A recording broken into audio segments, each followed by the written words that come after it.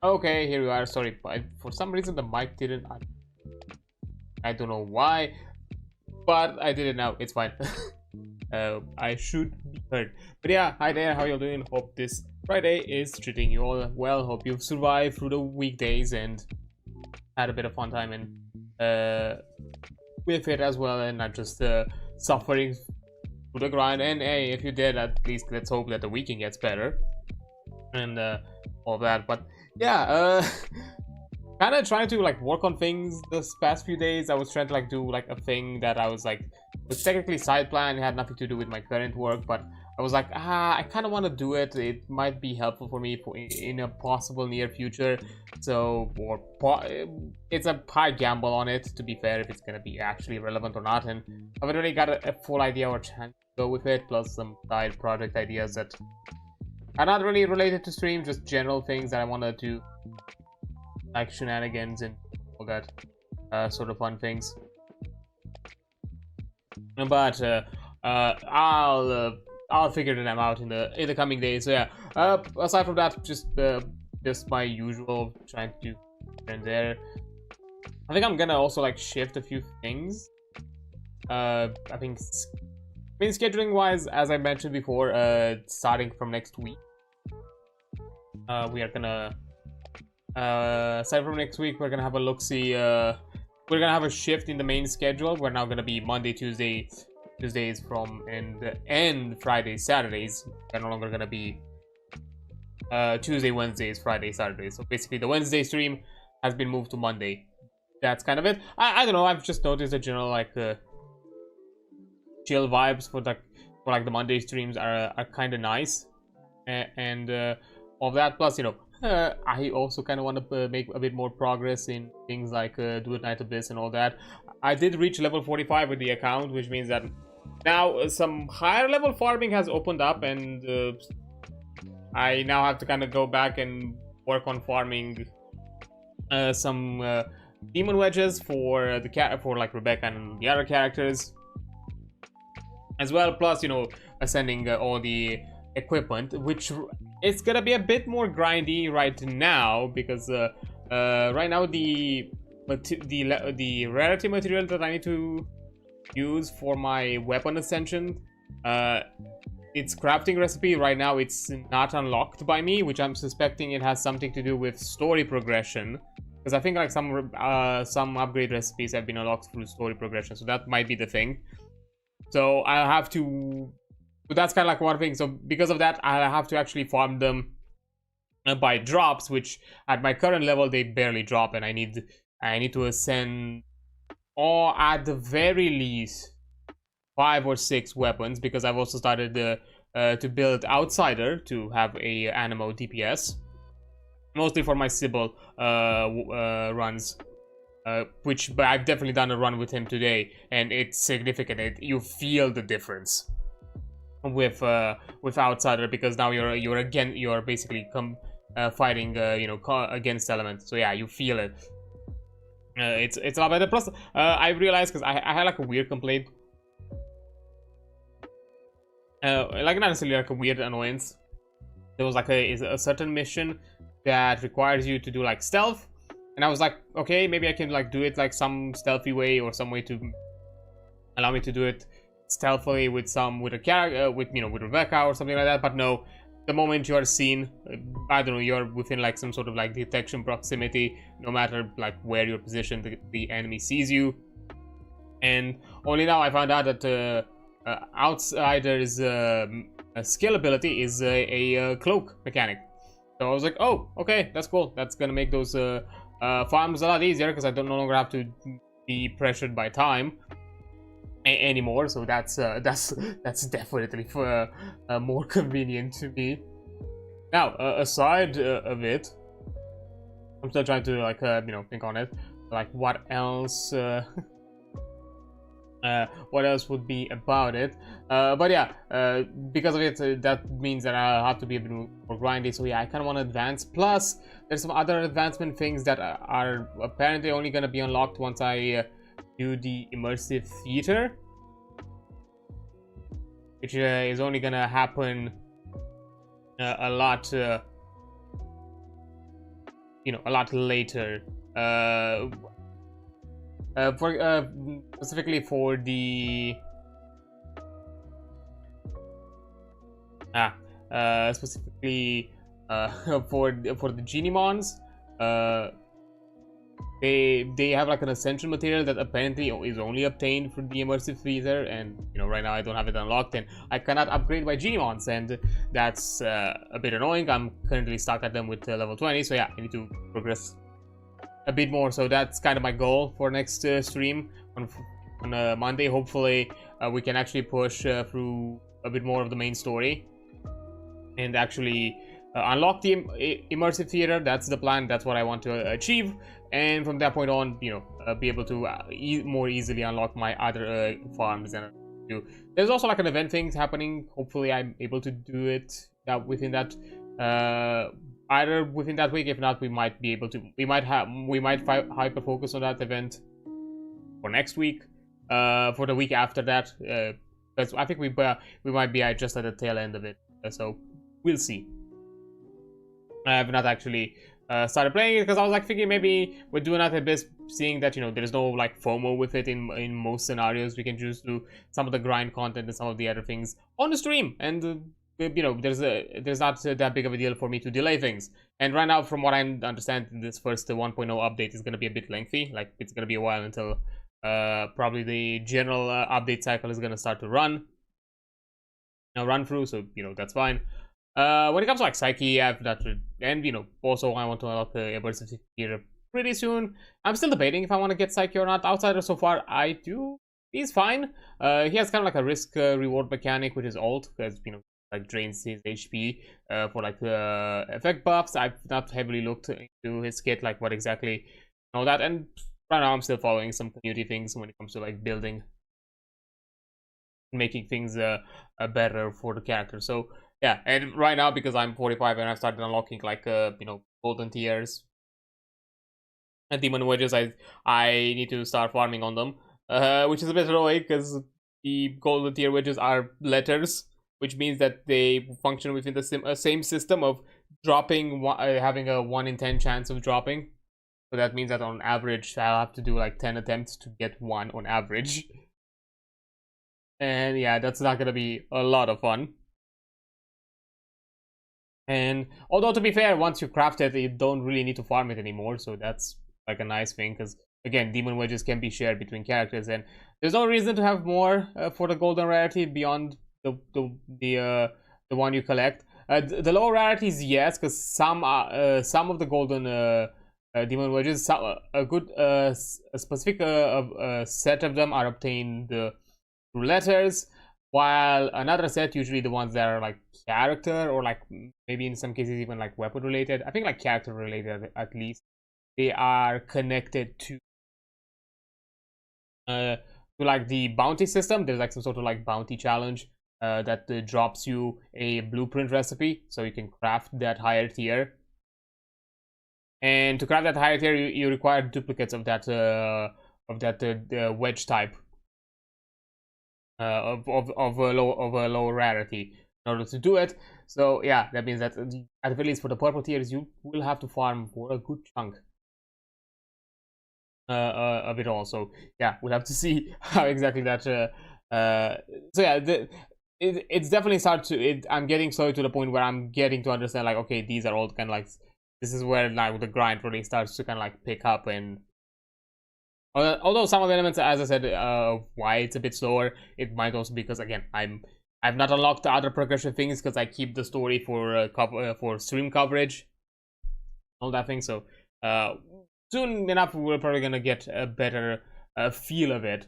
But I'm definitely towards the tail end. I think level 55 is the final kind of account tier, because there's like still a few things that I'm not yet able to obtain, demon wedge related, for like character builds, that I still need to you know, look out for. But basically that would be like the final account here that actually would make a significant shift in my farming. Until then, that's basically, although right now there is some like purple rarity unlocks that are, you know, at the very least a good alternative until I get the golden ones for me, you know, that are like worthwhile for me to obtain, so that's completely fine. But anyhow, aside from that, yeah, there's definitely gonna be some things. Aside from that, just there might be some other coverage of other things. I've had like a mention, like a talk with. There might be some coverage of some other games, indie related. We'll have to see. There is something. I've had like an interesting reach out. Kind of unexpected. I'm not gonna give too much details right now, but quite unexpected and weirdly coincidental in some ways. And just a bit ago before I started streaming, and I just realized why it's all of a sudden silent. Oh, it's not looping. I was like wondering, like, why am I? Like there should be some audio, the background stuff that's happening, but it was not. There we go. Fixed it for me at the very least. But yeah, aside, so that's one thing. Tomorrow is gonna be fun because we're gonna jump into Void Train, which I think I need to put it to install because I've not done that yet. Damn it! I'll figure it out. I'll figure that one out. I'll see what I can do about it and all those like shenanigans. But definitely that's gonna be like a thing. So yeah, after that we'll see. For next week, I think it's gonna be probably more of the usual. The more I'm thinking about it. And like unless I have like a the conversation I just started happening, that's probably gonna be some usual things with the schedule, like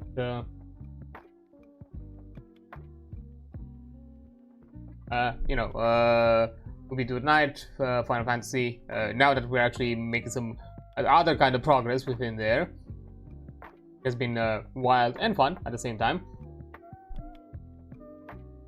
And yeah, Void Train and probably more of this, what I'm doing today. That's gonna be the plan. But speaking of other things that might be planned for the near future, we'll have to see. Is there have been some talks of a possible like collab style stream, some fun shenanigan, or like a multiplayer game. There's been some discussion on and off about it. Not sure exactly when it's gonna be locked in or happening. But right now we're still like figuring out a bit of like how's everyone's scheduling line up. So far, it kind of fits pretty well with how everybody's doing things. So that means that even within my new schedule, it would be somewhere within those days actually, which would be really convenient. So yeah, that's good. There's gonna be like some fun collab things, which I would love to do. At the very least on a more at a slightly more higher frequency. A few more collabs here and there, because I think I've even though you know I'm completely fine and I do love just also having my own space and doing things and doing my shenanigans, but on occasion just having a bit of fun time with some friends and peeps that I think are nice and fun. Yes. Also, hi there, Ray. Ray, how you doing? Give you a shout out before I. Okay. Oh, some more wall XP. Hope you had fun with that. Not.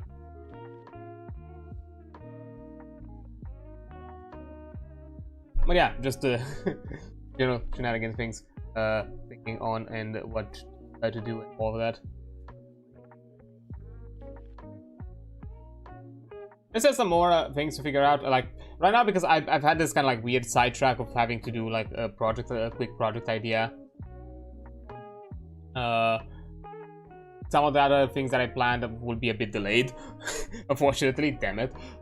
Plus, there is a possibility that you know I have to help out some family things.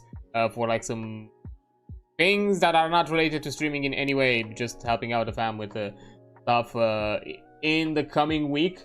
So that might take some of my time. Hopefully nothing stream related. Hopefully I can at the very least still be within my schedule. But depending on the type of activities, knowing what I would need to be participating in, depending on the type of activities, maybe I'm gonna be a bit drained out. We'll see. So far, nothing confirmed. I need to help them out with a few things, but as long as I get things received at a decent time, I can work them out around my stream schedule, so that's fine.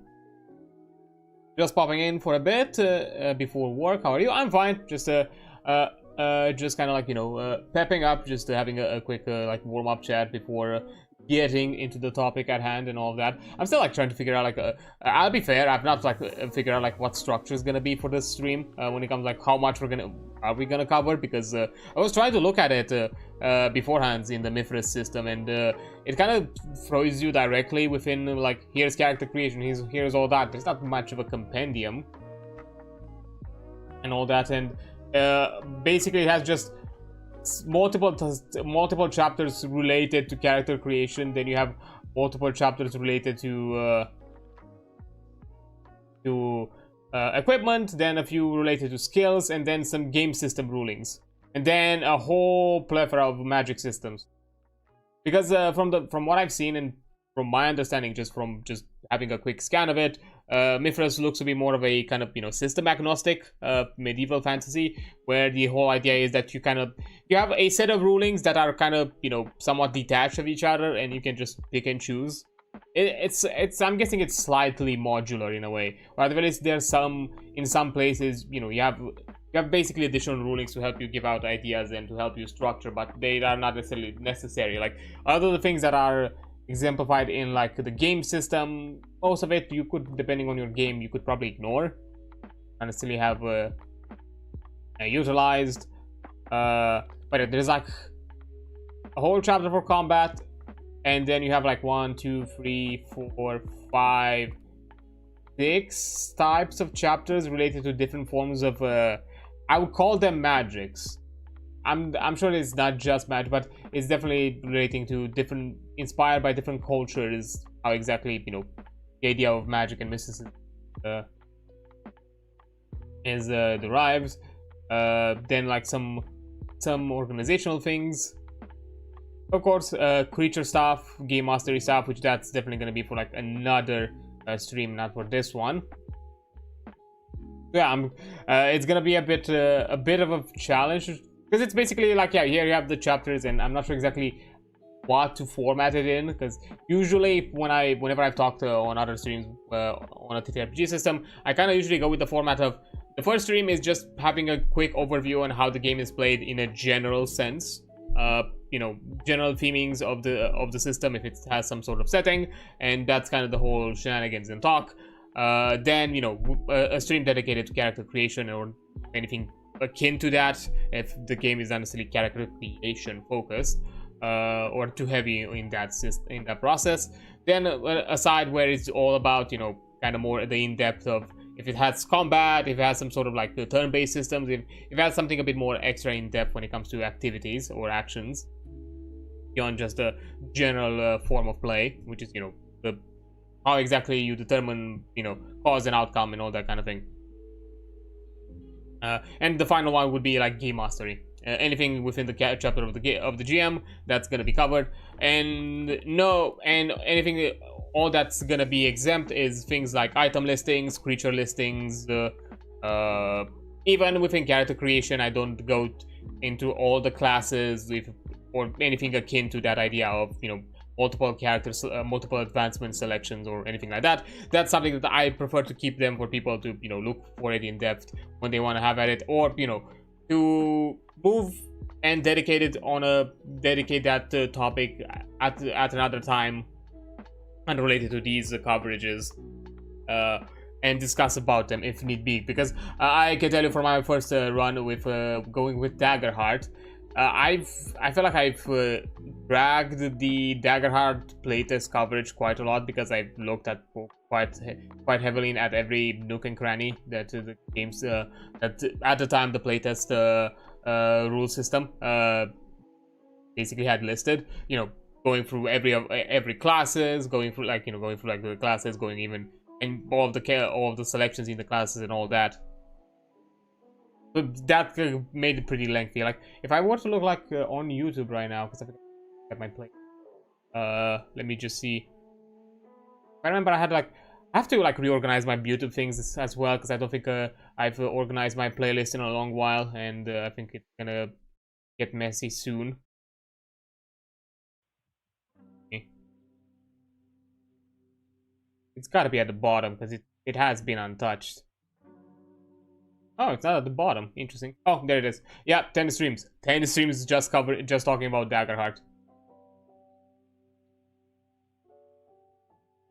And all of them on average, I would say, modestly 4 to 5 hours. Modestly. Each. So yeah, that's been a lot. So I kind of don't want to do that again. Within this structure, basically, within a month's time, I talk about like important chapters of a system. And I have a system covered, and then I can go to the next one. Because that way, you know, it feels like I keep things fresh. I don't feel like I'm over milking something, or like I'm talking to death about just a singular thing. And leave the more nitty-gritty things maybe for later opportunities for doing something other, or something a bit more different or fun. Although that time might come up pretty soon, because I'm getting close to being out of systems to cover, just because I don't own a ton of RPG stuff. I still, of the things that I've owned, and I'm still debating if I want to cover them or not. I still have Cyberpunk 2020, the OG. I don't think it's the first book. I think there was like a book before that, but the one after it, the one that probably popularized the system and the setting a bit more than its predecessor, by Mike Pondsmith. I do have it because, you know, when I pre-ordered Cyberpunk 2077, it was part of the pre-order bundle. And yeah, I have that. I have the system. I have like the full rulebook as a PDF, and that was which is neat. So maybe that, but personally, if I were to cover something Cyberpunk in that Cyberpunk setting, I would like to cover Red. I would like to look at Cyberpunk Red. It's a system I was interested in for a long time. I just don't own it right now, so I just don't have much to look at it. Maybe we'll look at a quick starter guide one day, just as in a similar thing to do some, like, maybe we'll do like another month of one-offs, like I did for the Halloween things. We'll see. So that's kind of like another one. And aside from that, I think I have like a GM-less one, Mythic, which is more of an GM-less RPG system, which I think you can also play it solo. I think it has like solo structure. Well, if that's within your interest. Which, to be fair, it's pretty cool. I have to look at some point. I'm not the first one. Others have done it before, but I've also had the idea at some point. But I kind of want to, you know, maybe get to a point where I have you know, to be honest with myself, I have a better coverage, or at least a higher consistent viewership, where, you know, there's gonna be interaction and not just the lurkers, or, you know, even within that interaction is significant. It's not just one or two person, which, don't get me wrong, I appreciate all of you who are out here and all of that, but for that kind of thing, I would like to, you know, have kind of more of a, you know, hive mind-esque, chaotic kind of go through it. I think Doug has done something of that nature, and I'm pretty sure some other creators. I would like to do like something of that sort, maybe, you know, basically running a game with chat. But, you know, I would like to be at some higher averages when I want to do that. It's also one of the reasons why I haven't really done a lot of games that also have like Twitch plugins for interactions and all that, because I would actually like to full on play from the very beginning that game with, you know, crazy interactions. Like, you know, Baldur's Gate has that option of being able to play with chat, and the chat makes your dialogue options. I think that would be fun, but again, I would like that to be an actual consistent thing. So because of that, those things have been kind of put on the side, those kind of ideas, but who knows, maybe someday. That's one that I'm looking into. So yeah, I'm not sure exactly because of that if I want to cover Mythic or not. We might not, but I'll think about it. After that, let's see. I think there's a... And after that, the other things that I do have, at least in a significant amount, but I'm a bit afraid to go through them, is things within the World of Darkness setting.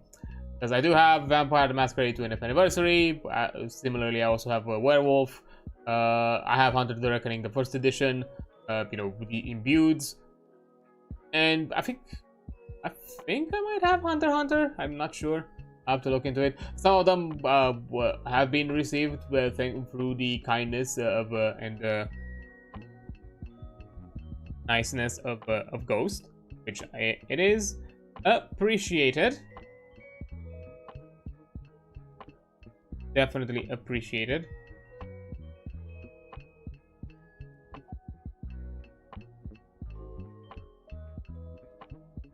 Okay, I'm the.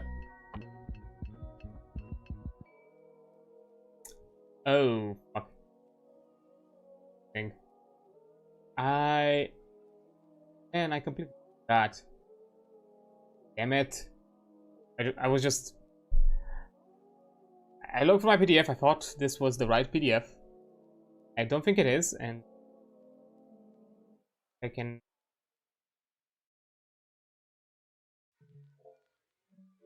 No.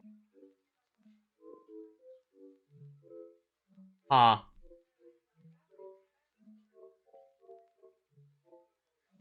Well. Good thing, because I just remembered something. I think we have a problem. And I think that problem might push us to do a bit of a shifting gears for today. Unfortunately. And I am really sorry about it, but we'll have to, because no, I don't think I can. I don't think I can actually. I'm afraid that I'm gonna slip up or do like a mess up. Basically, I just realized the thing. The PDF that I have for the, because I just looked at it more closely. The PDF that I have that talks about the Mithras system is, unfortunately, because it was gifted to me through DriveThruRPG, and DriveThruRPG has my full-ass legal name, which means, and a thing that it usually, because out of, to keep track with orders and all that, PDFs acquired and obtained through all those sorts of like all those kind of digital storefronts, especially like official ones, are stamped with a order number and your full-ass legal name that is part of your account, which I have not, which is now present on this PDF throughout the entirety of it. Every page at a corner of the page has my full-ass legal name in it, which I do not like. I'm not a fan of that. I do not wish for that to be a thing. So I can't talk about this. I can't talk about this system today, because yes, I could edit the PDF. Problem is, I'll have to like find, because I've had like a software, but I don't think I've saved it, or I don't know if I have it saved, because I don't have Adobe, bought Adobe, and I don't have an actual PDF editor installed, or I've not looked at an alternative. Because I could just edit the PDF and remove that, because it's just an additional page element that can just be easily removed. Problem is, I actually have to spend time and actually do that. Right now, I cannot. I just don't have the means. And I can tell you, it's not something I can just like take a quick break, do it in 10 minutes, because if I remember what I was able to find last time that I was able to use for specifically for the bunkers and badasses, because I had the same problem with that one. But that one I was able to catch it before I organized those streams. So I did clean out the PDF. But the only free software that I was able to find that allowed you to do that, it did not allow mass edits. So that meant that I had to go meticulously page by page. That's not something I can do in one stream, in like a 10-minute break stream. So yeah, because of that, I think I'm gonna take a quick break. I have to rethink really quick what exactly I'm going to do for today, and I'll be right back afterwards with the plan. Yeah, I'll see you in a few minutes.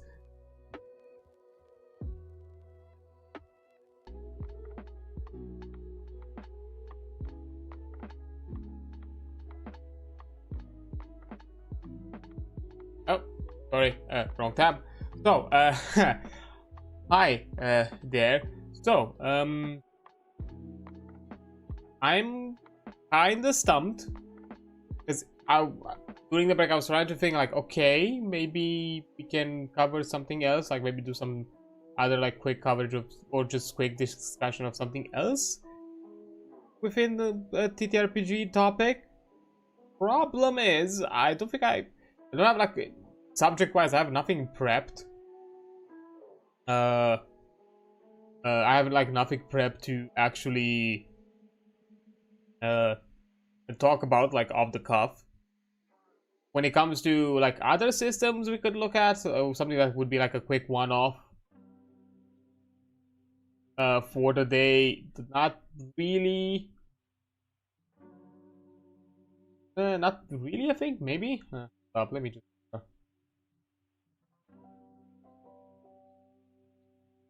Look.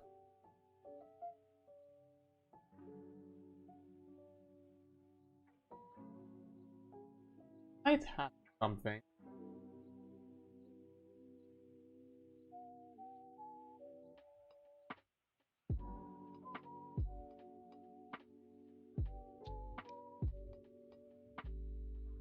Like 30-ish pages. Doesn't have me docs in any way, so name underneath it, so that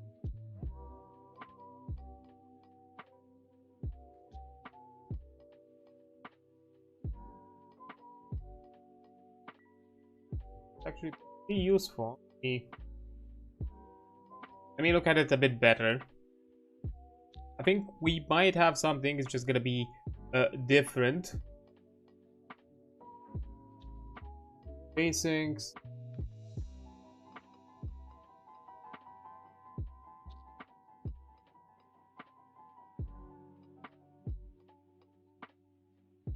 Game.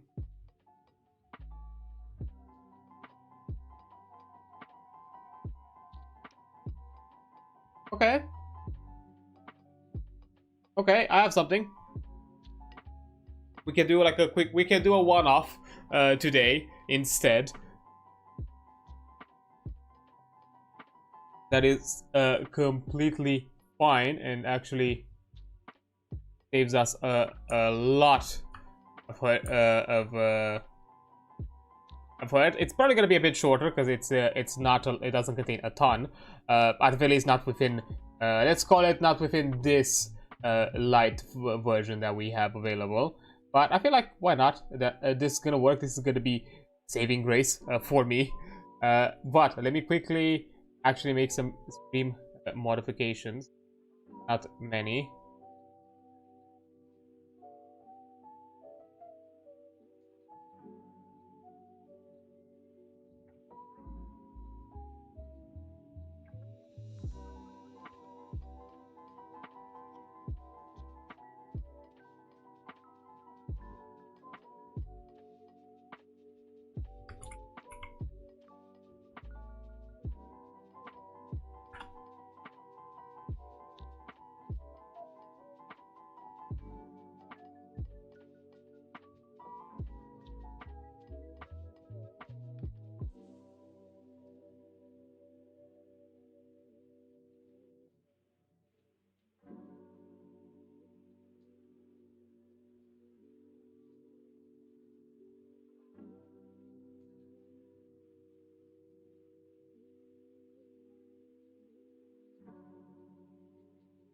Okay, I think we can do that.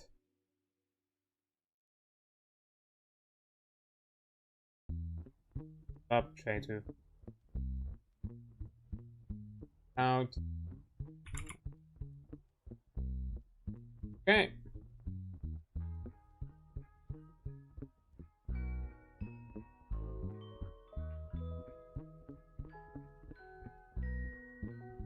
Nothing else. Okay, so we can do this.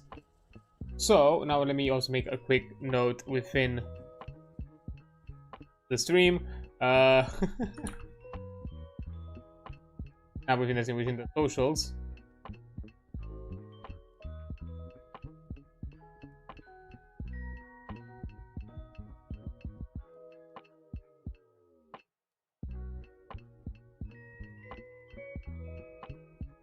Okay, change that.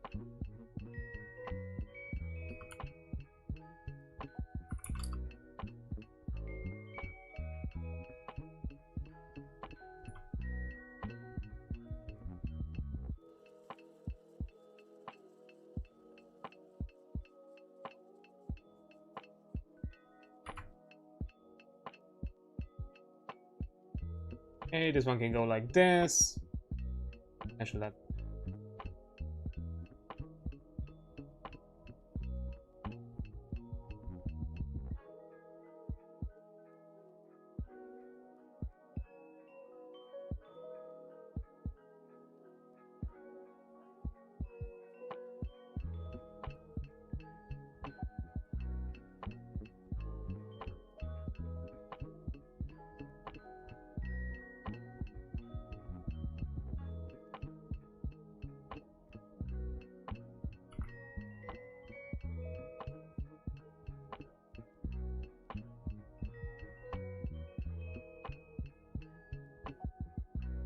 Okay, make a post here as well. Yep, there we go. I think this has fixed it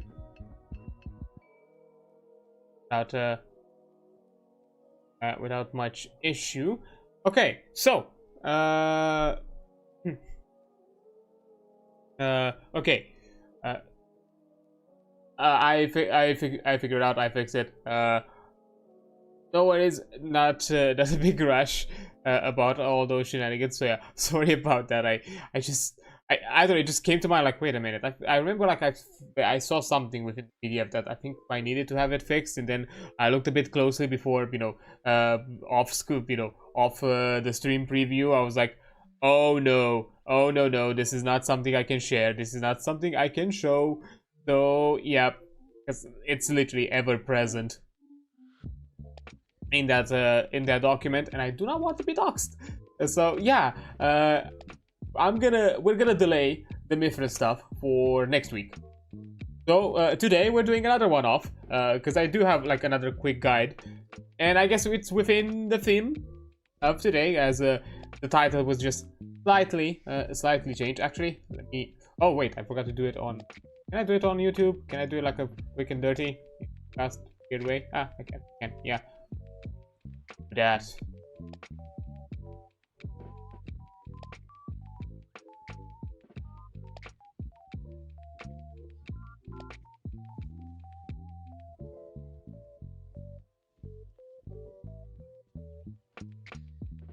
Okay.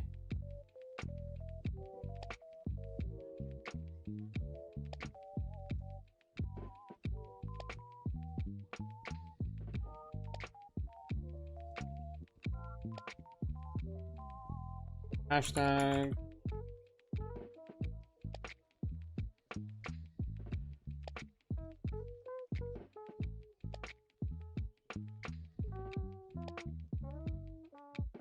There's such a hashtag as mod.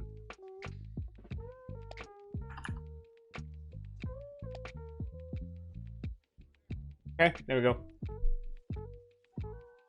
Yeah. Okay. Fix it. We fixed it. So yeah. Yeah, weird things happened. Sorry about it. Yeah, we're gonna delay for next week, so I have time to actually edit the PDF and fix it, because I can clean it up, but it's just I can't do it within the confines of, like, I don't know, you know, a 10-minute break and I'll be back. No, that's gonna be a slightly tedious process. So that's not something I want to deal with right now. I'll figure it out later.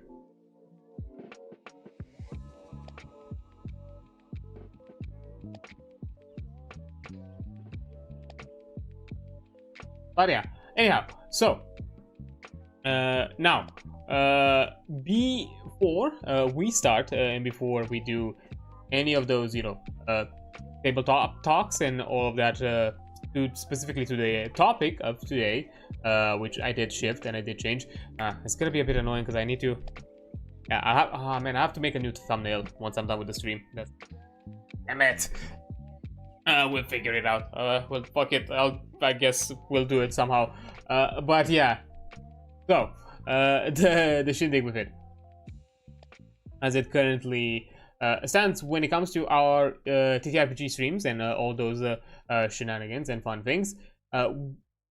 Here, with these streams specifically, I want to harbor and I want to create here a space where people can be up here and talk about their love of the love of the hobby, love of the game, love of whatever they're doing within the relations of tabletop role-playing games, whatever that may be.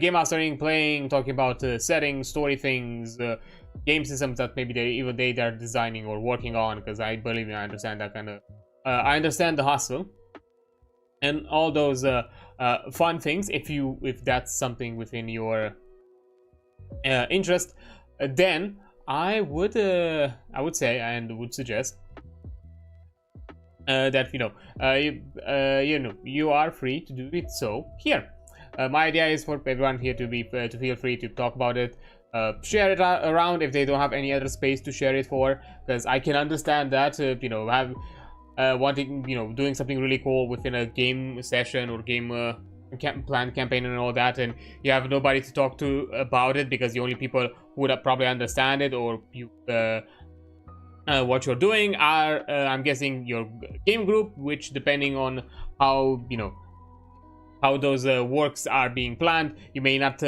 be able to share them fully right now. Like for example, if you're a game master and you're planning some things in advance for your players and you want to kind of like just gush about it, you can't really do that with your players because that's gonna spoil them.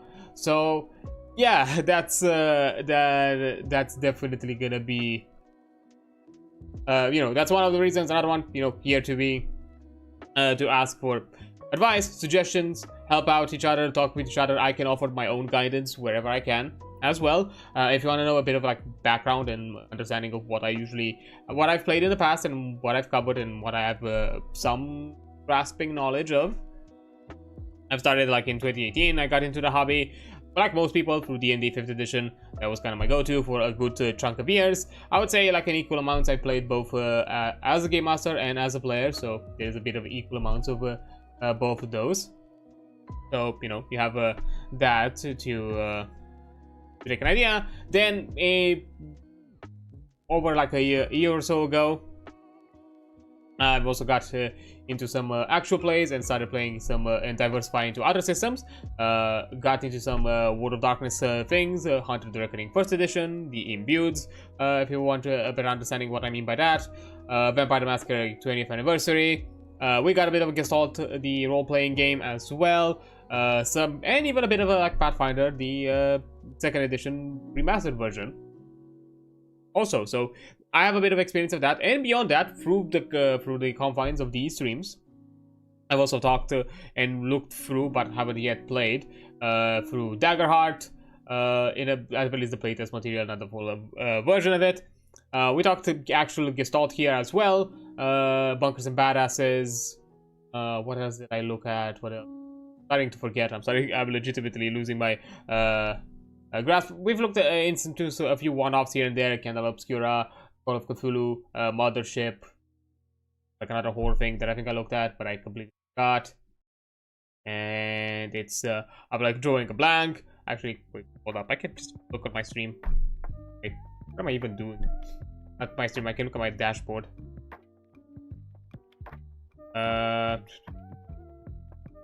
Cthulhu, Mothership, Candle Obscura. I could have sworn I'd done another one. Oh, these three only? Okay.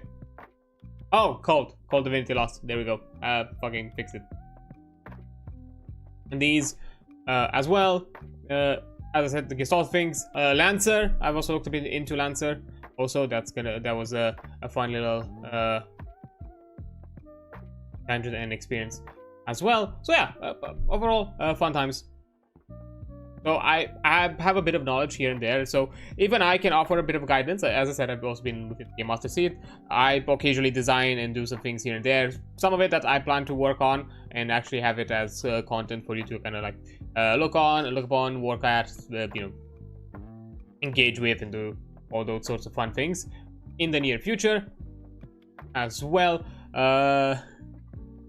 So yeah, even if you are talking about a system that I may not necessarily be familiar with, I can at the very least I can still offer you like some maybe general advice, and then based on your knowledge of the rules and the game, you can then apply what you see fit using those rulings around that general suggestion. Plus, another reason why I'm saying that for you not be afraid to talk about other systems or anything like that, it's because what I'm covering on stream, it's usually mostly as a filler or as a talking subject for the stream, unless nobody engages. So we're not here sitting in silence and waiting for people to respond. Because I would also like to to feel a bit like a community thing where people we can just generally gush about like our general love of other things. I've had like tangents where I've talked about World of Darkness thing, the Gestalt, and some other like fun, a bit of Pathfinder here and there maybe. Yeah, we did discuss a few things. But yeah, that's kind of the general gist of it. What's kind of the plan? So yeah, don't shy away. Don't feel you have to just stick to the topic at hand. But I think we've upped a bit enough of that. So why not also kind of get a bit of an idea of what I've hastily decided to swap to for today, which is the GURPS system. I forgot exactly what is the GURPS system, which is also known as the Generic Universal Role-Playing System, the RPG, which is basically a modular tabletop system designed onto the idea that you can literally, you can dial in every aspect of the game, be it if you just want to look at character creation, or maybe want to look at elements of combat but not even full combat, just aspects of the combat, or maybe some other aspects of skills or crafting or some other sorts of things, and dial up how much complexity, how much rulings, how many rulings, how much complexity, and how much intensity, and basically how much from a rules light system to a full ass number crunch kind of 3.5 type of system do you want out of this game.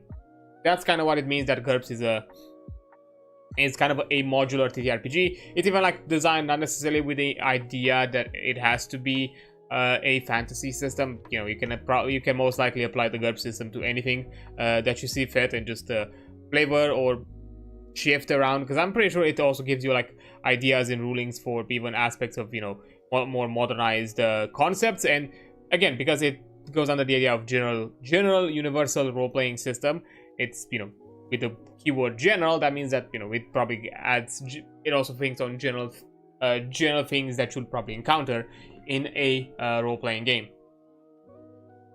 Yeah, GURPS has been for a while. This is like we are looking at the light 4th edition version, the 4th edition light version actually, mostly because I don't own the full thing either, but I've known of it and I looked at it, and I'm actually really curious and fascinated, and I would like to take it apart in the future, because it's one of the few system agnostic, but this one is even like modular focused kind of systems where you can just build whatever you want out of it. So it's honestly a system that can dial up and be fun for like a lot of people out there. Like if you have a group that it's like a versatile system that you can utilize for multiple group types. Like if you have a group that just enjoys things roll light and just want to mostly focus on the role play and not much else, and don't have to bother with too much rolling or too much addition, subtraction, too much math of any sort, then just dial it down. But then if you also have a group that really enjoys the nitty gritty, the more number crunchiness, and add that dice roll to those, and kind of building block aspects of your character to all elements of the game, you can also gauge that. And you're still playing within the same system. At a core base, it's still gonna run. It's still like the foundation. It's still gonna be played the same. It's just once you get into the specifics, like, you know, for example, if you have like niche scenarios or like niche situations, like for example, like combat maneuvers of all sorts, like you know, grappling, disarming, that kind of thing. Like, depending on how you want to gauge it, they could be almost absent. They could be even and they could be semi-present but simplified, or maybe even fully like taking in account a lot of concepts of, like, you know, I don't know, size difference, points of advantage, you know, that, like, where at that point, like, you start to stack in advantages and disadvantages to a pretty big degree. And as I said, it might sound a bit much, it might not sound fun for all, but that's kind of like the beauty of the system. It can be just covered. You can just pick what you want and how granular you want everything to be, and then the rest you can fully ignore. The light system, I'm pretty sure, is not gonna go too heavy into this concept. As you can see, we only have at most like 34 pages. Yeah, it's 34 pages of the material. We're not even going to. I don't think I'm gonna go in even through all of it, unfortunately. Because, you know, there are some aspects that I don't think there's a reason to go. Like, as I said before, like, I don't think I want to go through the equipment side.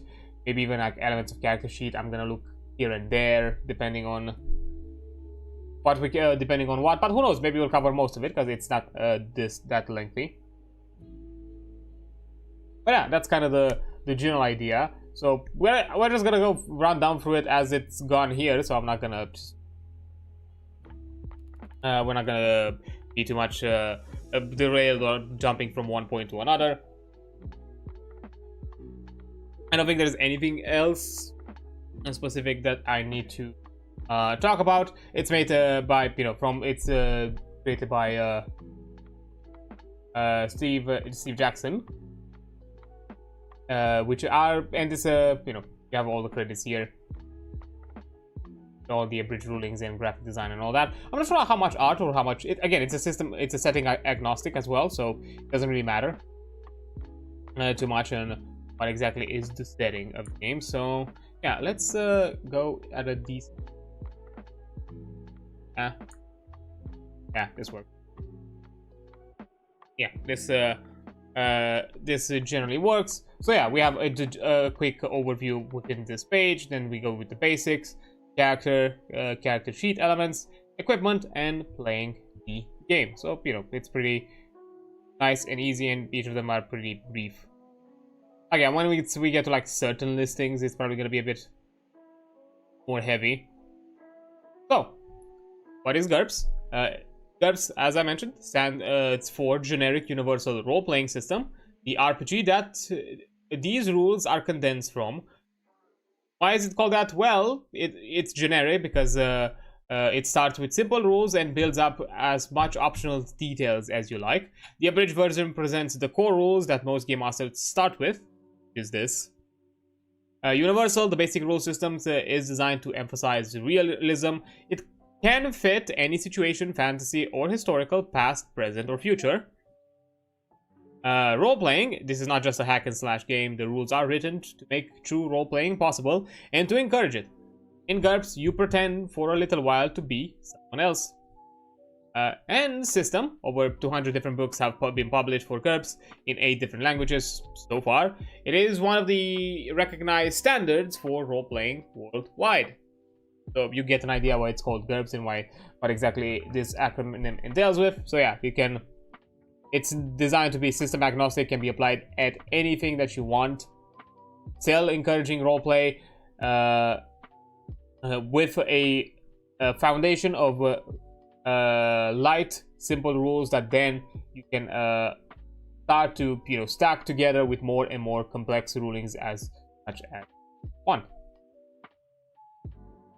So, as materials needed to play this, you need 3 6-sided dice, some pencils, and a scratch paper, because it's a tabletop. You'll have to keep up notes, character things, and all that. Now, about the light version, this is just a boiled down essence of GURPS, all the fundamental rules, but not the options and embellishments that often confuse new players. Once you're comfortable with these rules, you can pick up the GURPS Basics set and jump right into the action. Experienced game masters will, we hope, find this a valuable tool for introducing new players to it. So yeah, again, this is also like a good way to kind of ease yourself into it, because to be fair, that's kind of, at least with some groups that I've played with, that can be a natural evolution where you guys just initially start with playing the game as you are given it, and depending on how you are as a group and you like to, you know, make your things a bit of your own. Again, my first groups were alongside game developers during my university studies, so it makes sense that a lot of them were very kind of the tinkery types when it comes to like, hey, let's figure out something that feels a bit more logical or feels like a bit more interesting or different, or has like some other things, because that was specifically to D&D, because D&D 5th edition, it is vague in certain areas.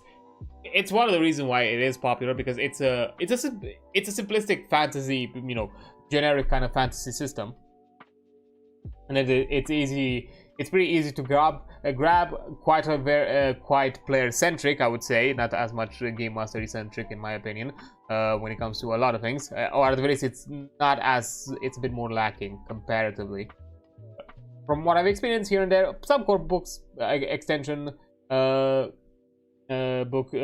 books here and there have been helpful, but you know, in general, I feel like it's definitely more catered towards like the player experience than the game master experience. So that's something about it. But again, I've seen the natural evolution of, you know, there are elements that this game does not cover, and it would be nice to have it covered. So you start to kind of tinker with it. Me and a few of the players within that group kind of jump even to the conclusion that a lot of the changes that we start to work on are almost one-to-one, even without looking at that system, to Pathfinder. Like, even without realizing, we've just created some Pathfinder with almost identical rulings without even knowing and without even looking at Pathfinder. And then we kind of started deciding, like, or thinking about, like, why don't we just play Pathfinder instead? Like, that definitely looks like a better system. It's overall functioning, will function a lot better for us. And then, you know, we got to the classic problem where some people were willing to, you know, shift and try new things. And, you know, again, as I said before, in the past, I was willing to, you know, take the mantle once again to be the one that bites the bullet and is going to be the arbiter as a game master, as long as everyone else is willing to play, you know, within the system. But of course, the obvious stereotype of some D&D players not being flexible once they've jumped into D&D, they kind of keep themselves kind of clawed at it, either within that kind of same logic of level entry, which, to be fair, it is a fair argument and a fair problem with certain systems where they don't seem there is a barrier of entry, and that and all of a sudden it feels like a heavy task that somehow the game master and maybe some other players within the group have to all of a sudden kind of have to balance out, or somehow kind of negotiate or figure out, like, or kind of manage in some way, or figure some middle ground, which I don't think that should be their responsibility. Is like, if you want your system to be more widely accessible or more people to be interested in it, at the very least you should offer them some way to kind of ease themselves into the game system, and to then kind of show them, like, the very basics. I'm a big proponent personally on the, you know, learn as you play. Like, as long as you get like a general grasp of what is the main aspect of how you decide outcomes, you know, in the game system, like what are like the general rules of play, that's it. I don't care if you don't know too well your character, if you don't know too well the hyper specifics, or even certain contents of how exactly certain elements of combat or other elements of roleplay might you know, pan out. That's completely fine. That can be learned and through the game, because, you know, you're gonna hit whenever on a case-by-case basis. Like, whenever you're gonna hit to yourself with a scenario where you're not aware of what you're doing, you just you know, that moment could be like a pause, and, you know, where we can quickly explain, then get back into it. So, you know, but and at the same time, you immediately have the feedback of, you realize what you're doing because you're also within an exemplified scenario while you are given that ruling. So it's solidifies, you know, that information is more solid in your brain at that point. Because it's more important to practice or to somehow put in use what you're learning as you are learning it, than just simply reading it off and hoping that you memorize. Like, no, actually putting your gears into motion and trying to kind of actually, you know, logic out the rule, then kind of, you know, ingrains it a lot better in your brain. But yeah, that's kind of like the general thing of mine. But at the very least, I would like, you know, if certain systems to allow you to be like, hey, here's like the way to kind of ease yourself in, how you can like just try a bit of the game, just look, get a bit of a feel of it, and then, you know, either within later down the line in the campaign or within a new campaign, you can start to stack it up a bit more, and so on. As the first campaign I ran was definitely a lot more simplistic. It was definitely a lot more heavy on the system side, just because, to be fair, even the start, that was also like an equal fault of the starting adventure, that it doesn't offer like guidelines or ways to kind of, okay, here are some elements of how for you to consider when it comes to like roleplay with the characters and all that, because like equally how it feels maybe daunting for like players to roleplay a character and figure out like when you get themselves within a comfort zone of how exactly they roleplay and, you know, embody their character and all that. It's the same problem, if not even a bit more amplified, with the game master, because you have to like figure out, okay, how exactly I'm gonna figure out like the motivations, what exactly how I make these NPCs look a bit more living and more within the world than just some straight up quest givers or just dots on the map that need to be killed. So all that sort of like, and those are things that a module should offer you, like guidelines, information, especially for important NPCs, of how exactly within roleplay scenarios outside of combat would these would this character behave. You want to get just some bullet points of these are their goals, these are what are they interested in. So taking an advantage, taking account this information whenever roleplay occurs, so that way you know how this NPC would respond. That's an important part, and unfortunately, D&D, especially with the starter sets, does not do that. That's what I say when I say it's more of a player-focused experience than a game master focus. Game master kind of carries a lot of the burden, and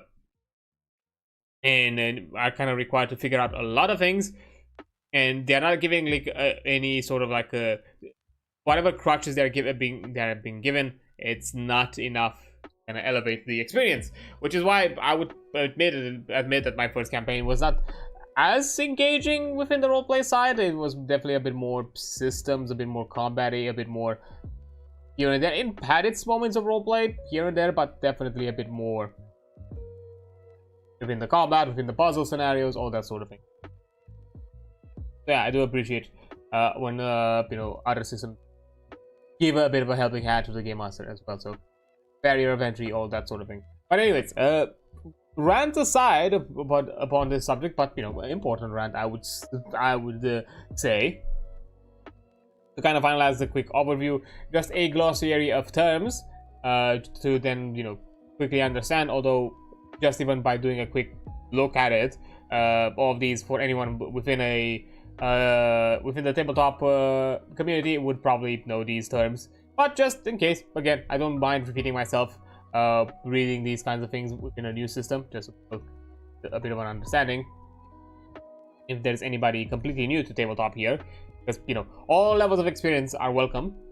So, you know, don't feel scared that even if you have not a lot of experience here within it, or you have not played at all, you cannot give it a shot, give it a try.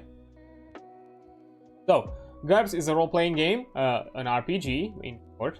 Like any hobby, gaming has its own unique language. To help you understand that the concepts and terms used in this game and other RPGs, we'll start with a few definitions. Role-playing game, or RPG, is a game in which you Players take on the personalities of imaginary individuals or characters in a fictional or historical setting and try to act as those characters would. Simple, to the point, makes a lot of sense. Game Master, or the GM, is the referee who chooses the adventure, talks the players through it, judges the results, and gives out bonus points. I would not necessarily say that they are the ones who choose the adventure. The adventure is kind of a collaborative choice between the entire group. Like, you're not gonna say like, I'm gonna run, I don't know, Curse of Strahd, but everybody else wants to, you know, do Phandelver, or maybe, or you know, or Descent to Avernus, or some other thing like that. Like, definitely that's not that shouldn't be a thing. Like, it's still a conversation between the entire group, like deciding who plays the adventure. So yeah, what the adventure is. Yeah, not to say that the Game Master chooses it. The Game Master at best determines what the adventure kind of evolves into based on the player's choices. More than anything else, where, you know, where the player's agency have had an effect in it, not just you know, not within like the in this kind of like a, not within the, within, you know, within a void, just the Game Master. Then character, any being, person, animal, robot, whatever that is played by the Game Master or the player. A non-player character or an NPC, any character played by the Game Master. Player character or PC, a character created and played by one of the players. Statistics, the numerical value that describes a character, piece of equipment, etc., taken collectively, often called stats. Then you have party, a group of player characters or PCs taking part in the same adventure. Game world, a background for play, a setting.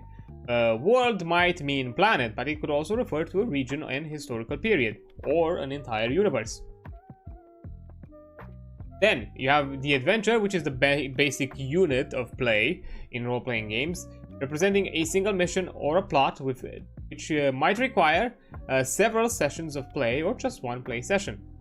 Encounter, one scene of an adventure, usually a meeting between player characters and one or more NPCs.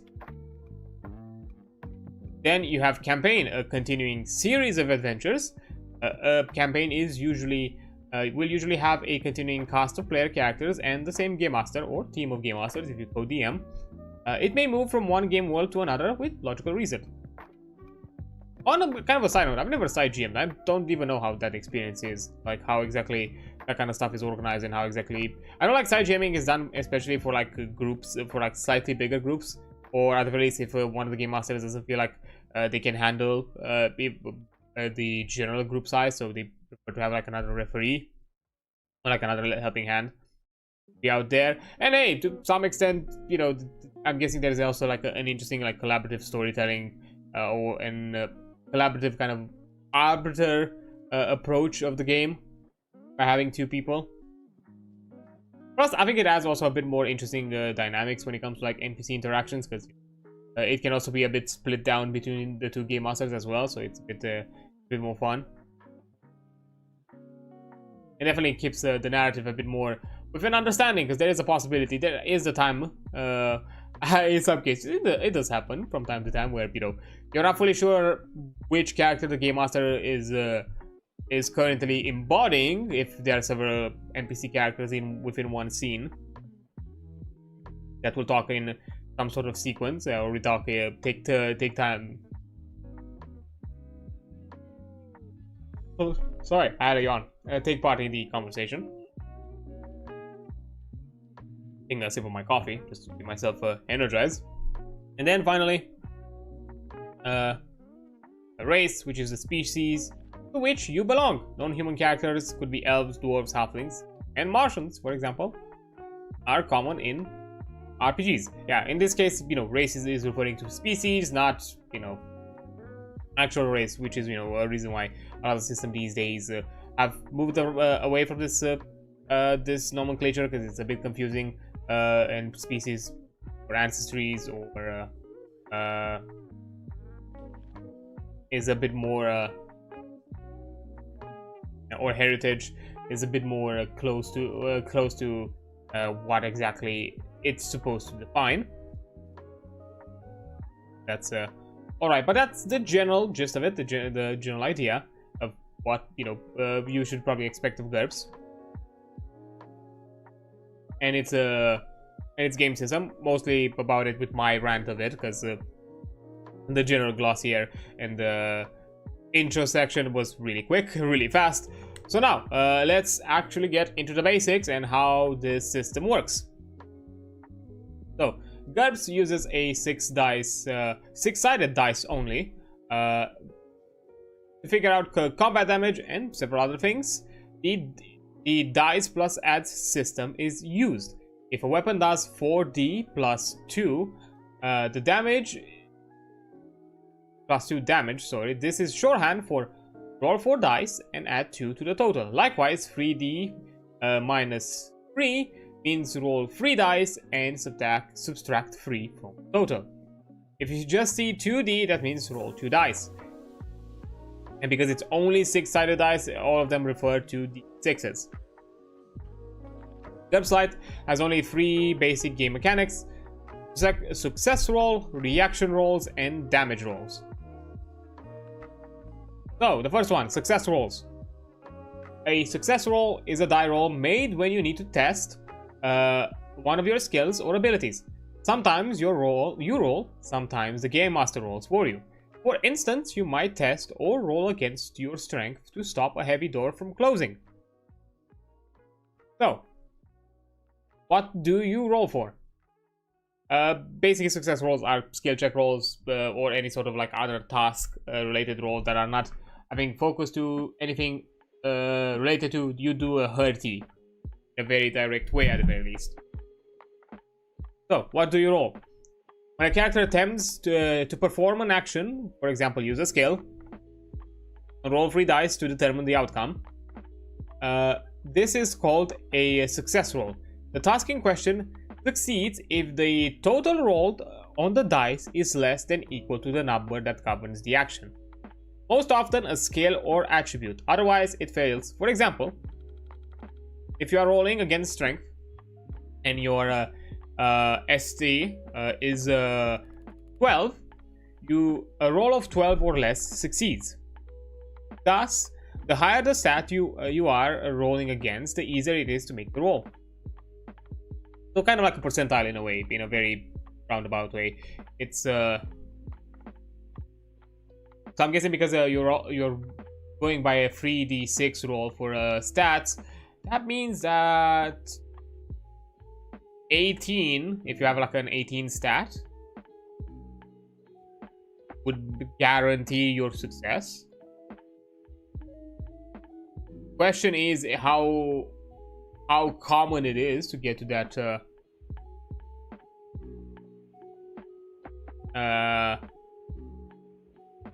how common it is for you to achieve that.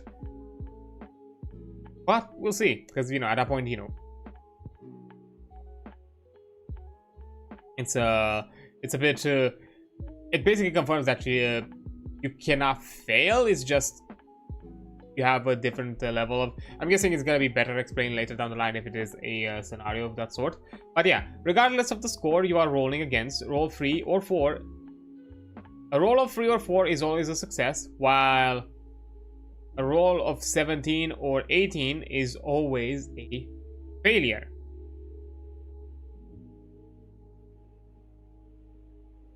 So it's still a number range that determines. And okay, and basically the 2 percentages, basically the lowest two, the highest or 2 rolls or lowest 2 rolls determine if it's a fail. I'm guessing nonetheless.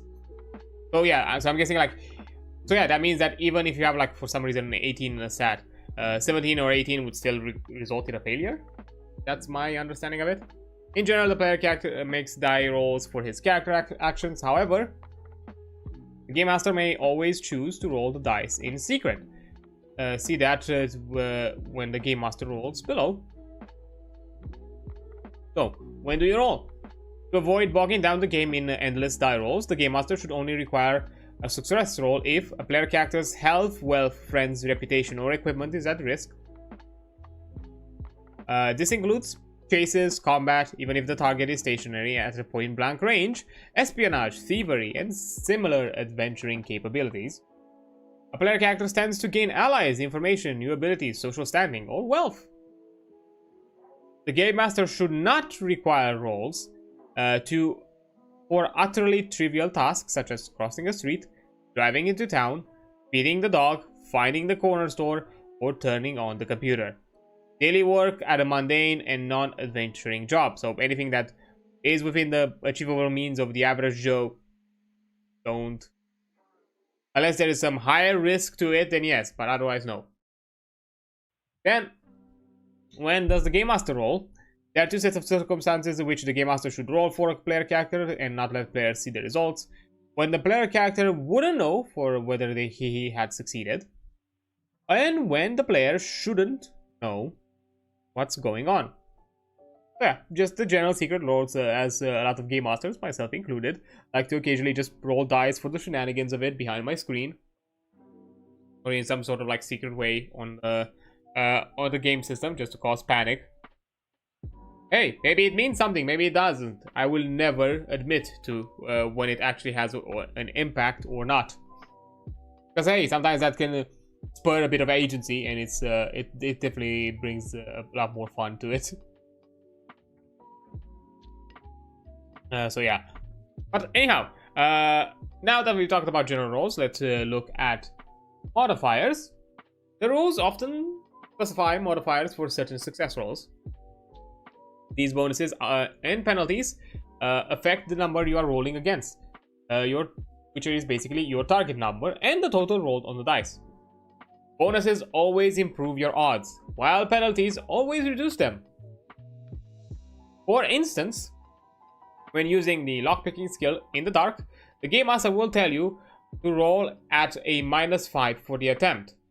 If your lockpicking skill is 9, you roll against the 9 -5, or basically a 4 in the dark. So that's your number gauge, which in that scenario, it's basically you have to roll really low to succeed, which is within the lowest two averages. A specific scenario might provide modifiers to allow for relative ease or difficulty of a particular situation. For instance, an adventurer might state that a lock is a +10 to open due to the fact that it is primitive and clumsy. So if your lockpicking skills were 9, you would roll against the 9 + 10, or 19, since the highest roll possible on 3d6s is 18. I'm probably still gonna say 3d6s because it's so weird for me to say 3d and stop there. I don't know, I feel like I'm referring to something else. Odd. Yeah, it means that a success is assured. Not quite. See, critical success and failure below. Okay, so yeah, as I mentioned, there are some specific highs and lows that you will always hit, no matter how, even if you are within the success rate. Then, modifiers are cumulative unless stated otherwise. For instance, if you try to open that primitive lock in the dark, both modifiers would apply, and you would roll against the 9 -5 + 10, so that's a 14, which is a reasonable range, I would suggest. So, in that scenario, base skill versus effective skill. Your base skill is your actual level in a skill, as recorded on your character sheet. Your effective skill for a particular task is your base skill plus or minus any modifiers for that task. If the lockpicking example from above, the base skill is 9 in all classes, while the effective skill is 4, 19, or 14. Is your base skill plus or minus any modifiers for that task if you're lockpicking? Okay. Yeah, so I'm guessing they go by a factor of 5. That's my understanding, while the effective skill is 4, 19, or 15. You may not attempt a success roll if your effective skill is less than 3, unless you are attempting a defense roll.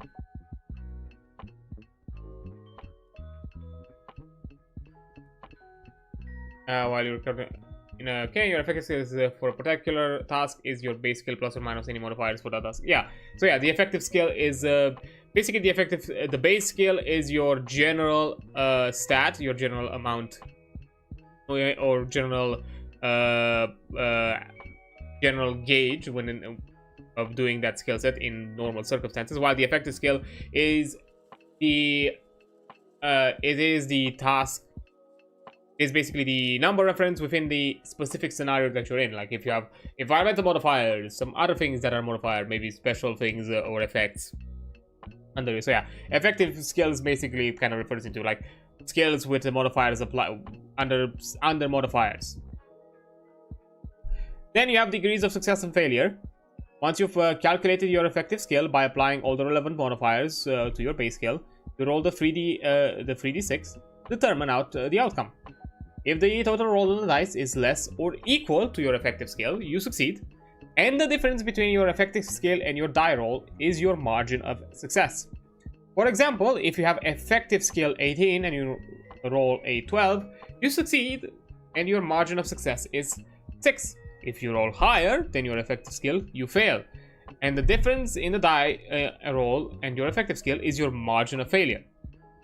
For example, if you have an effective skill of 9 and you roll a 12, you fail and your margin of failure is 3.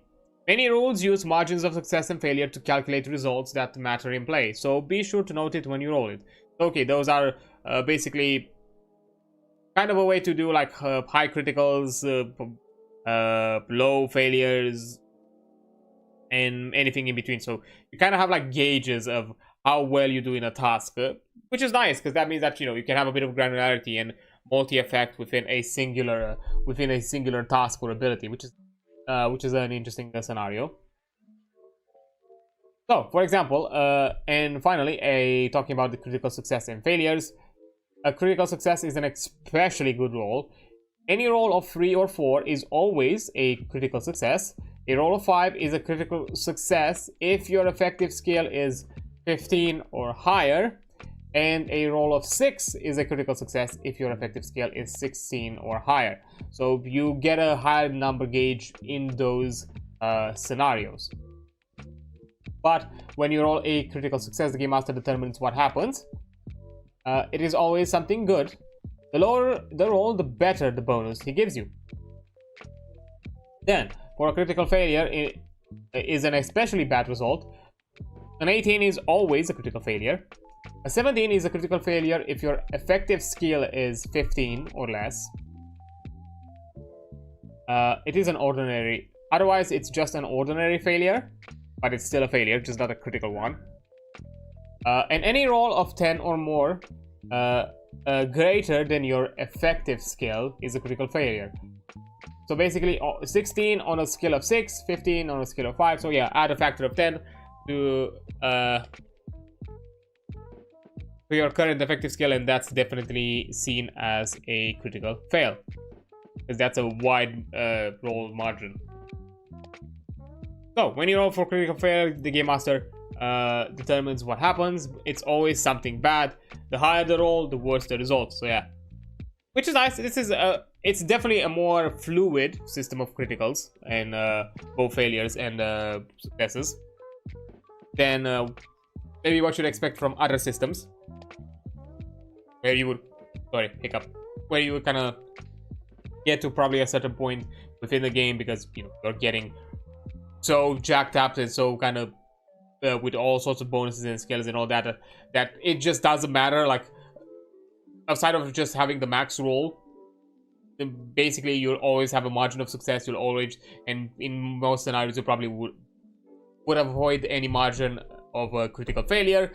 Maybe still deal with critical failure if you and your group are ruling the idea that at the least a let's call it a natural one or the lowest result possible would always be considered a fail.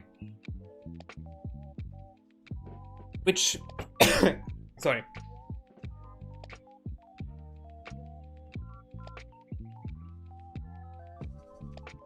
Sorry, choked a bit when I was having my drink.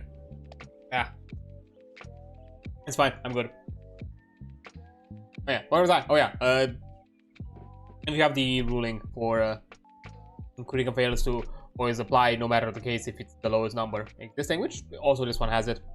But again, you know, it doesn't add that to interesting risk, or doesn't add that kind of pep to it. So having it a bit more modular, where the game master can within the environment, within the scenario, can even add challenge even to those who, you know, have racked up their skill sets in certain scenarios, to kind of emphasize that what you're doing here is really dangerous, or, you know, it has a modicum of complexity higher than you've encountered in the past. So it's definitely there. It makes it worth it. It's also like a way of showing it. It's not necessarily adversarial if somehow the game master says that, hey, this lock is very complex and I'm gonna add a lot more to actually make this roll for you challenging, and giving you a wider margin of fail. That also kind of should reflect to the idea that your character is able to partake in this task, while an average Joe with within this skill set would not be able. So, and if your character succeeds, that basically shows them that they are beyond the usual level of competence. They are definitely exceptional in what they're doing. Yeah, as long as, of course, you're not doing that to everything within the game. Like, now all of a sudden all locks become needlessly complex even within a normal house, because that's also like another thing to kind of show character advancements. Something that maybe for you at the beginning of the campaign, for a character, it would have still been a challenge, or at the very least it still would have been like a task that needed to be clearly determined. Then as they advance and become more skilled, then that task now becomes mundane. It's a nice way to show, you know, character progression. It'll be like, oh yeah, no worries, you are mastering this lockpicking enough enough time for you to for a common lock to just be bypassable with just a bit of time put into it, without having to require any sort of rolls. Again, I use the lockpicking as, you know, it's an actual activity. It's a bit easier to compare. Then we have repeated attempts. Sometimes you only get one chance to do something. Defuse a bomb, jump over a crevasse, remove an inflamed appendix, please the king with a song. Other times you can try it over and over again until you succeed. Pick a lock, catch a fish, analyze a poison. Still, other times you will not know whether you succeed or failed until it's too late to try again. Translate an old treasure map. Order in a French restaurant, oddly specific. Build a ship. Finally, there are times when you are injured by failure, but can afford to fail a few times. Climb a wall and impress a savage tribesman. Ouch. The game master must use common sense to distinguish among these cases according to the exact situation in which the adventurers find themselves. Okay, so initially I thought like this might also go into the idea of like what exactly happens if you repeat the same task, which I think in this scenario, as you mentioned here, common sense, like maybe for certain tasks it's not going to become more complicated. For example, you know, lockpicking could still be an equally complicated. Of course, just to avoid the idea of repetitivity, you can add a higher DC, not in the sense that, you know, the lock becomes more complex, but more in the sense that you've already given it your best shot. For you to now understand and realize what is actually the solution to break this lock, which at the current time your character is not fully aware of, is definitely higher. So you basically are putting more effort into it. If you were to like you know, find a bit of a logic to it, not necessarily that all of a sudden the lock adapts itself and, you know, becomes more complex. And more evidently in like social scenarios or anything like that, where if you make a faux pas already with the first attempt, that it's definitely going to make it harder. Like if you already made a bad impression, your second attempt at the skill check will not necessarily give you better odds. Will not be on the same odds anymore, because, you know, you're no longer viewed in the same light as you were before the action was taken. So there it makes a lot more sense. It can also, as I said, with certain tasks can also be applied there for like an increase or varying of difficulties depending, and just to emphasize other aspects. of why exactly this is now a higher challenge. Now, contest or contested roles, I'm suspecting. Sometimes situations arise in which two characters must compare attributes, skills, or other traits to settle a competition. The one with the highest score doesn't always win, but that's the way to bet. A contest is a quick way to handle such a competitive situation without playing it out in detail. In a contest, each competitor attempts a success roll against the ability being tested, with all applicable modifiers, and then they compare the results to their opponent. There are two different ways to make this comparison. You can have a quick contest, in which the competition takes over a little amount of time, often in 1 second, perhaps even instantly. Examples include two enemies lunging for a gun, or two knife throwers seeing who gets closer to the bullseyes. Each competitor attempts his success roll. If one succeeds and the other fails, the winner is obvious. If both succeed, the winner is the one with the largest margin of success. If both fail, the winner is the one with the smallest margin of failure.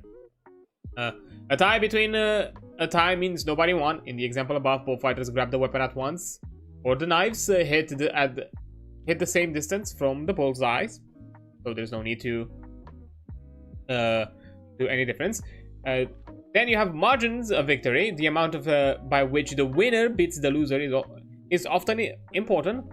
Success by 5 versus failure by 5 generally means more than success by 2 versus a success by 1. The winner's margin of victory is the difference between his margin of success and the loser's margins of success if both succeeded. The sum of his margin of success and the loser's margin of failure if he succeeded and the loser failed, or the difference between the loser's margin of success and his margin of failure if both failed.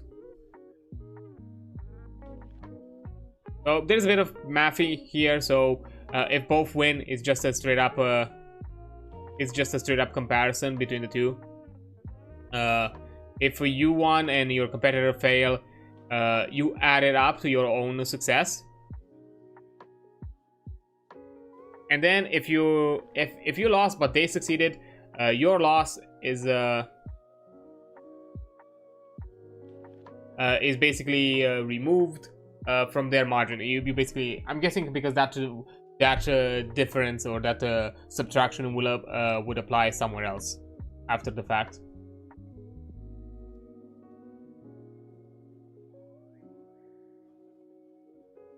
Margin and oh no, it's the difference between if you both fail. So you and you have a an addition. Yeah, you have a sum for a fail and. Okay, so yeah, if both succeeded or both fail, you just do a subtraction, a difference between. Well, if you have a success and a failure, that's an addition. So when the outcomes are definitely fail and loss, fail and win, that's when you do an addition. Otherwise it's just a subtraction. Not wait. Again, I'm losing my mind right now for a second here, because it's a lot of words in a very compact text, compact column. Winner's margin of victory is the difference between his margin of success. Yeah, the difference between the loser's margin of failure and his margin. Yeah, it's a difference. It's a subtraction. Or if both are wins or both are fails, and it's an addition if one is win and one is fail. That's it. And now I think it would have been a lot better if it was somehow. I'm guessing maybe for the sakes of formatting, they didn't show it. If they actually had it like shown in kind of like a formula, maybe it would have been easier to visualize. But anyhow, and finally, a regular contest. A regular contest is a slow competition which, with much give and take. For instance, arm wrestling. Each character attempts his success roll. If one succeeds and the other one fails, the winner is obvious. If both succeed or both fail, the competitors' relative positions are unchanged, and they roll again. Eventually, one character succeeds when the other fails. At this point, the one who made his roll is the winner. The length of game time each attempt takes depends on the activity and is up to the game master. In a combat situation, each attempt takes 1 second, but in a library research contest, with the fate of the world hanging on who finds a certain obscure reference first, each attempt could represent days of time. Like, that's a weird formulation, but yeah. But yeah, basically a regular contest is probably something that you've seen before, where you might gradually advance, you know, or better said, you're doing something like equivalent to like a best out of 3 or anything like that. Like the arm wrestling context, I think if you were to use that as an example, the way it would be a prolonged regular contest is that you might have you might need a few margins of wins before you're a full not a margin. You might need a few racked up wins at summed up wins at once for you to win. For let's say, you know, if you're putting the state, you have the neutral state, and let's say you have you have the neutral state, and then you have like 3 more that go towards you, like, and you do like 2 more angles, and then you are, you know, grounded. So let's say you do 2 wins, but then the opponent succeeds, and now you have 1 win. So yeah, so now it's closer to neutral. Maybe the opponent wins again, and now you are back at your neutral point, and then you roll again to see all of that. And basically, it can be a bit of a back and forth. And of course, you can decide after a certain amount of rolls that you know, a stalemate is decided, or, you know, a comparison between the success rolls is made. Like, you know, after if you have not made a sweeping win after like 3 rolls, after like a few rolls, you just go.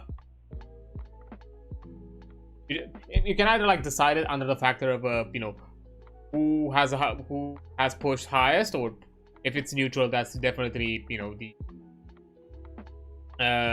that's definitely the, you know, stalemate version. Again, at that point, it's up to you to kind of customize it and add a bit of variety of all the win states and all the end game states and what exactly they mean for the characters and the players and everyone involved.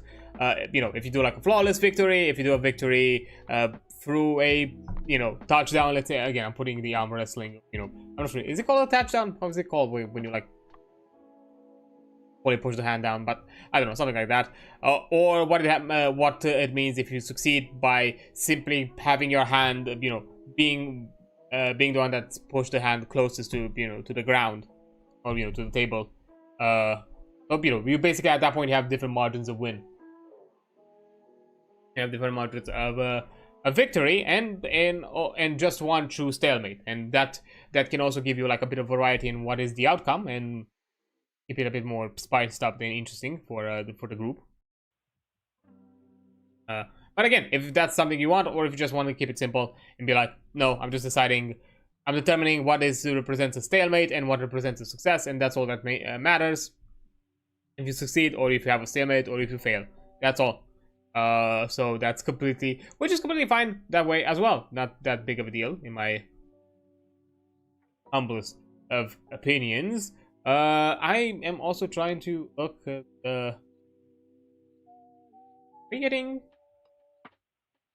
should we get getting close to a pre-roll? I think we should.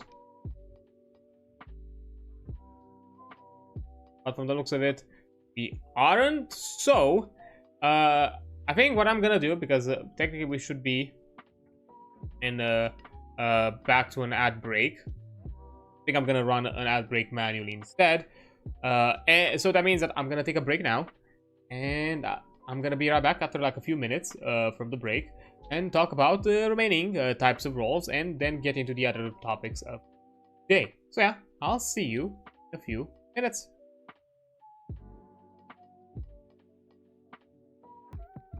Okay, there we are. Sorry for the longer delay, but we good now. So, let's continue with our chat. We already discussed about success rolls, which are the general type of roles that you do for whenever you have to complete any sort of task within the game. Usually your action rolls, your skill rolls, anything of that scenario, it's success rolls. Now we are looking at reactionary roles. When the player characters meet an NPC who reaction to them is not predetermined, which is mentioned below, the Game Master makes a reaction roll on 3d6s. The higher the roll, the better the reaction. The Game Master then plays the NPC according to the guideline on the reaction table. The Game Master should keep this roll secret from the players. They don't know, for instance, whether the friendly-looking old farmer is giving them great advice or sending them into a trap. A reaction roll is not a success roll, so there are three important differences. There is no target number to roll against. It's more of a result. It's more of a gauge, I'm guessing. A high roll is good, not bad. And reaction modifiers apply directly to the die roll. A reaction bonus if is any factor that makes the NPC friendlier, while a reaction penalty is something that biases the NPC against the player characters. Some common reaction modifiers: personal appearance and behavior. This is especially true for player characters who does the talking. Above average appearance gives a bonus and as to some advantages. Oh yeah, so if you're a pretty face, you have a higher chance, I see. Below average appearance and many disadvantages give a penalty. Racial and national biases. Ah yes, fantasy, prejudice. Oh nice. Elves don't like dwarves, Frenchmen don't care for Germans, and so on. These are usually penalties and take the form of an intolerance advantage on the part of the NPC. Appropriate behavior by the players. Here's a chance to reward the good role playing. A good approach should be worth a +1 or more. A wholly inappropriate approach that antagonizes the NPCs should give a -2 or -1 on the reaction roll. Don't tell the players you blew it, just roleplay the offended character and let them figure it out. Random reaction rolls are great when they add a note of unpredictability to the game.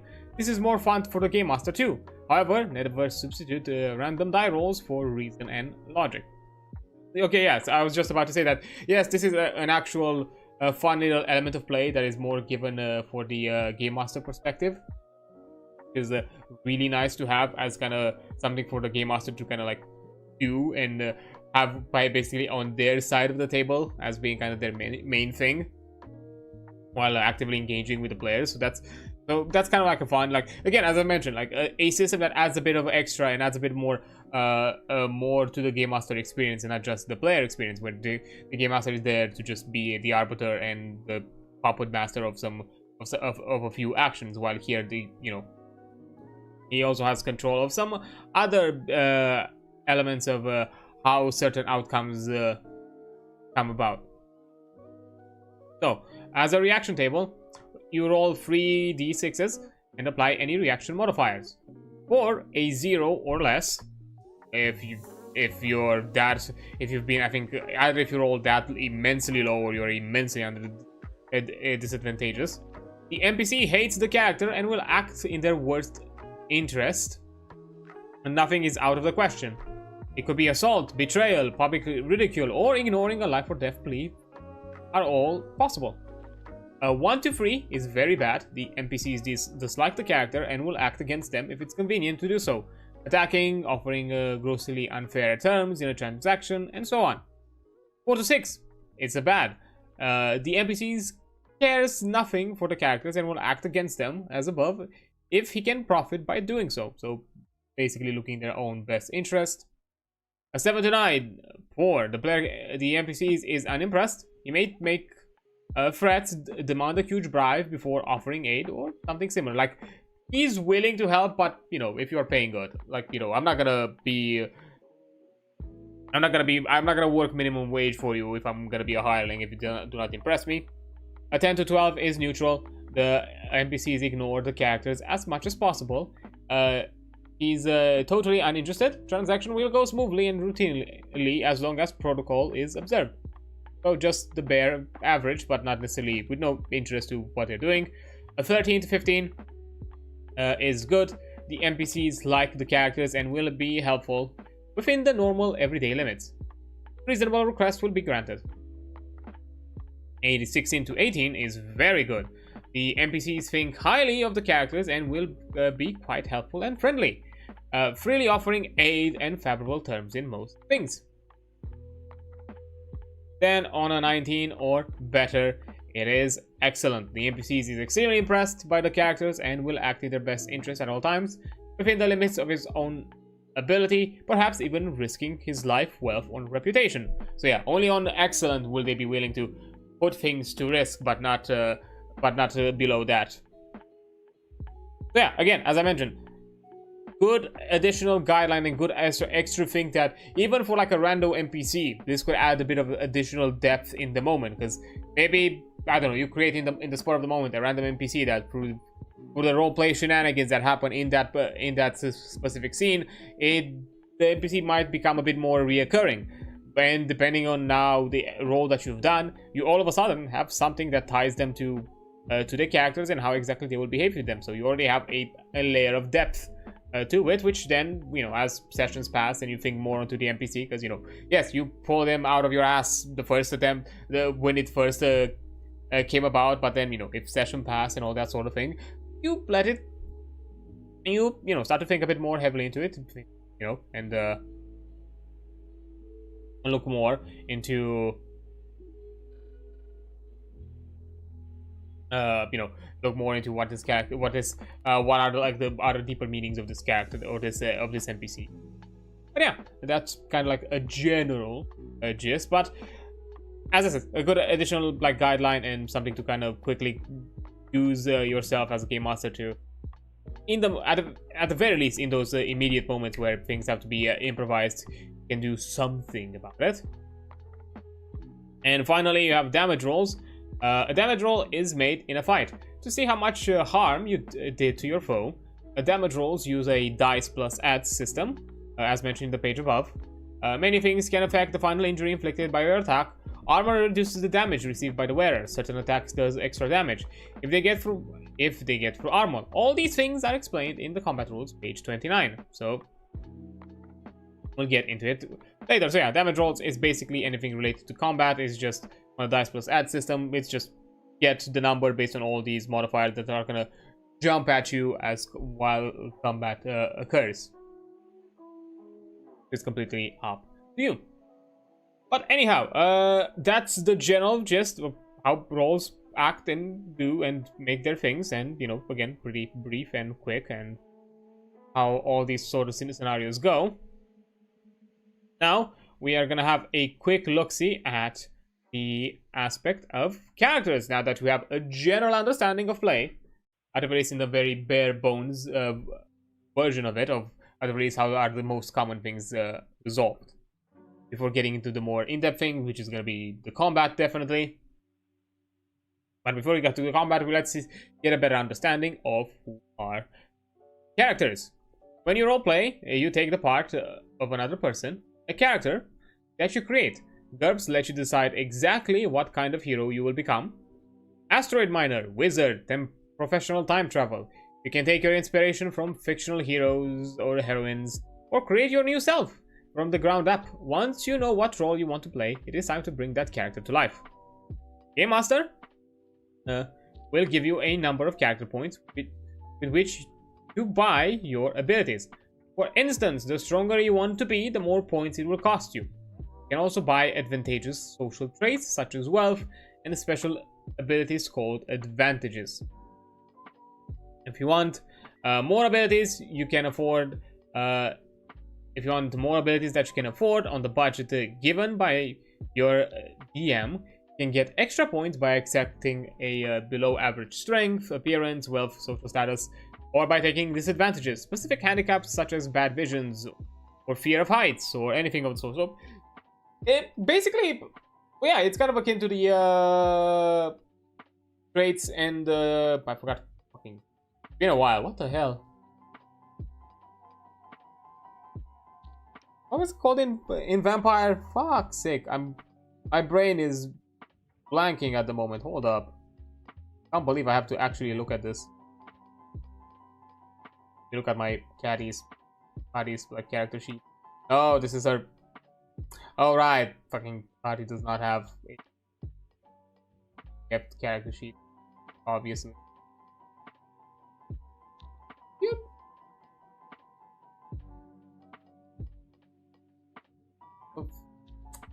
No, because all of those were done in... Wait. Oh no! I do have the old character sheet for one of my backups. Merits and flaws. There we fucking go. My brain was like so... I had to look at it because I would have gone crazy. I would have fucking gone crazy if I didn't. Yeah, merits and flaws. That's the thing. That's the shindig. It basically goes under that, like the equally the merits and flaws system, and also that's kind of like very RPG-esque, as this game it kind of implies. Of if you get something lower, you get additional bonuses. You know, if you've seen like the best example I can give you, like if you've seen in RPG games, video games, which take from tabletop RPGs. When you get the average spread of stats of, I don't know, the average of 10, and you get like 15 points, but you lower one of the stats from a 10 to an 8, and now you have 17 points to spend. That's basically that logic. So, that's kind of how it works. But yeah, which honestly I consider like a fun thing to do. Like if you want to add a bit of spice, if you want to add a bit more interesting like shenanigans and moments to your character, it's definitely fun to add disadvantages and add some elements here and there to make it a bit more odd, and add a bit more whimsy to your sessions. But yeah, the most important thing to know about your character is who they are and what role you want them to play in this adventure. Find out what kind of game the game master plans to run and what kind of characters they intend to allow. Then start filling in the details. There are several ways to approach this. You can choose the abilities you want, spend your character points, and work out a character concept that fits the abilities. So basically a story through mechanics kind of aspect. Like if I'm very martial prowess, maybe I'm some sort of like martial trainer or adventurer or mercenary. Who knows? A good character is much more than a collection of abilities, but shopping for abilities can be a great inspiration. Like, yeah, build based on themes. I've done that in the past. Not necessarily min-maxi themes. I'm saying build on themes. Like, if you see like interesting or odd synergies or just fun, quirky combinations, that definitely can give you like an idea. Then you might instead decide on your character's focal qualities. First, the handfuls of things that define them, such as personal history, appearance, behavior, aptitudes, and skills. Then think about how they acquire those qualities. Then spend your points and features that go with those traits. Yeah, I think that also kind of goes kind of akin to, for example, I'm gonna put once again World of Darkness as an example. You come up with the character concept and kind of like profession idea, and once you kind of have that figured out, because within a World of Darkness, majority of the people start before getting thrown into the world of the supernatural are mundane individuals. So you have to kind of like figure out like, okay, also their skill set will be within mundane areas. Like they will not really have anything too elevated within, like, for example, if we are talking about a game where you start as a fledgling vampire, not somebody who's been already embraced for like a bit and from their training, you might not have high alertness because that's more supernatural in effect. It was alertness, and the other one was something that I remember. Yeah. Similar thing with the occult skill. You might be like hobbyist in like the what you know from the mundane world of the occult, but not the actual occult knowledge. Or those what you know from the mundane are just snipping bits that might have like sipped through, but do not know the entire grasp of it. So under that idea, like definitely define based on what you are as a profession, and then as you advance with your character, then you figure out like, okay, these are like the parts of specialty more akin to within this setting and theme and scenario that now this character is gonna focus on. But from the start, their skill set reflects their past life and maybe their current, maybe a bit of a starting point of their current aspirations. Oh yeah, now that we are kind of like a big talk about character points. What are character points? They are a currency for character creation. Anything that improves your abilities costs character points. You must spend the points equally to the listed price of an ability to add that ability to your character sheet and use it in play. anything that reduces your capabilities has a negative cost. That means that it gives you back some points. For example, if you start with 125 points, you buy 75 points of advantages and take 15 points of disadvantages. You then have a 125 minus 75 plus 15, which, you know, if you have, that's 65 points left remaining from all of it. That, you know, that allow you to kind of spend.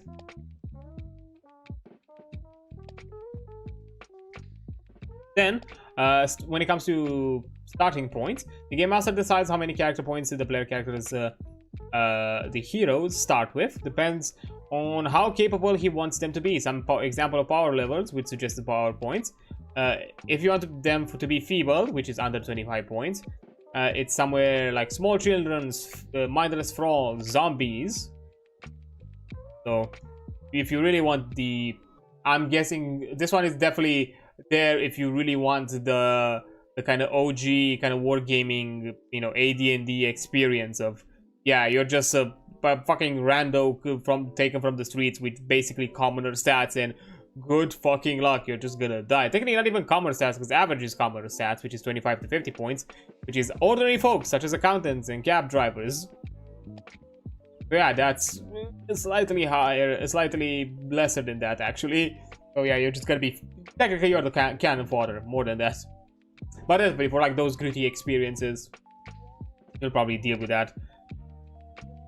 I'm guessing also average can work there, but it'll be a bit more, you know, giving. Then you have competent, which is 50 to 75 points. You have athletes, cops, wealthy gentry, anyone who would have a clear edge over the average people adventure. So I'm guessing this could be like your general starting point for like a general, let's say, fantasy-ish adventure, or like what you would expect out of a common adventure. We are slightly more elevated than the average Joe, but not by much compared to other people's. Because then you have exceptional, which is 75 to 100 points. You can be star athletes, cops, someone basically with a big mastery, with a high mastery of their profession. Then you have heroic, which is 100 to 200 points. People at the realistic pinnacle of physical, mental, or social achievement, like the Navy SEALs, world-class scientists, and millionaires. So this one definitely there for like the high fantasy kind of start of a game, if that's up to you, or that's kind of your intent, or, you know, if you want to do like a high-level campaign sort of thing. Then you have larger than lives, which are 200 to 300 points, leading roles in kung fu movies, fantasy novels, and so on. I'm guessing this probably goes more akin to the idea of full-on. I think this one probably goes more into the full-on like power fantasy, while heroic is more about, you know, you are definitely the cream of the crop, but not you know, immense. And then you have legendary, which is 300 to 500 points. Protagonist of an epic poems and folklore, mythology, of anything of the sort. The beginning point level is sometimes referred to as the power level of the campaign. Yeah, but you definitely have some ranges which I'm guessing will give you some wild effects depending on how you spend them. Definitely something I would not suggest is to go like within the higher numbers, because, you know, there's also the factor, especially when you want to ease players into the game, not to give them like analysis paralysis, because that can cause them to be like, not really know what to invest in, especially if it's their first attempt trying the game. And, you know, we should allow them to, like, you know, experiment, fail. That's completely fine. Because, you know, of course, when you give them like into these kind of big numbers, it kind of muddles the choices a bit and just become a bit too crazy. And it's also the idea that they might rack up too many things, because I'm guessing at a certain point, you know, stat advantages are not really worth it, and you're looking more into like skills, abilities, anything else that you could obtain, or advantages of some sorts that you could obtain instead with that kind of amount of points. But yeah, definitely start, I would say, maybe exceptional at best. And then, you know, If not, I would even say like the first 3. Within the first 3. I would not necessarily say feeble, don't necessarily make it a meat grinder type of scenario, but yeah. It, again, different strokes for different folks. Who knows? Maybe that's more of your thing. Then, disadvantages, disadvantage limit.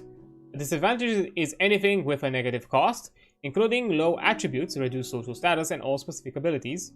Disabilities listed under disadvantages. In theory, you could keep adding disadvantages until you had enough points to buy whatever advantages and skills you wanted. In practice, most game masters will want to set a limit to the disadvantage points a player character may have. A good rule of thumb is to pull disadvantage at a 50% starting point. For instance, minus 75 points in a 150 point game. That's the lowest you can go, which I'm guessing that will definitely depend on. I think that this is going to be more affected by the disadvantages than necessarily the advantages. Than necessarily the stat disadvantage or like the stat dumping. But yeah, I'm guessing that's something that you're gonna have to gauge once you see the lists and all of that and how exactly you want to feel about it. But yeah, it feels reasonable, maybe a bit even too, maybe even a bit too high.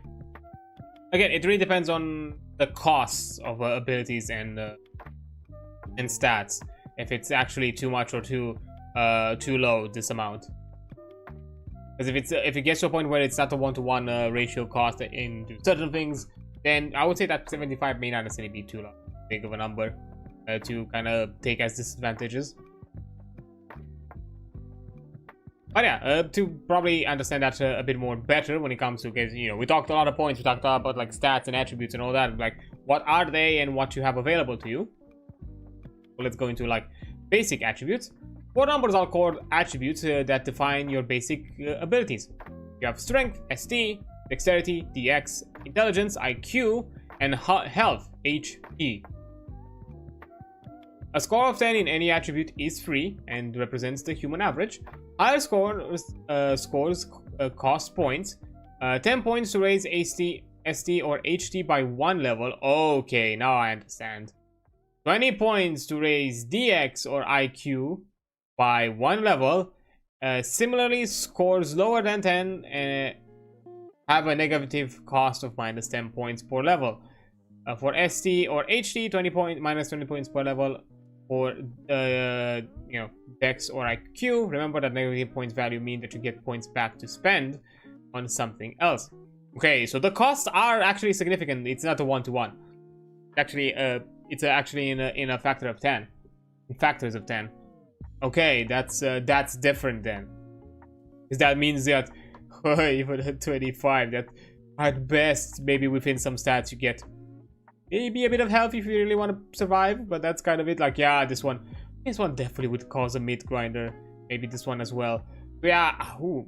Oh, and that's another. I'm guessing like competent and exceptional would probably be your go-to options for like a first start round of it. Maybe it really depends. Well, consider that, you know, 10 you have to compete to a factor of you're already within kind of like that 50-50 kind of coin flip almost. For most of your skill check with a base attribute of 10.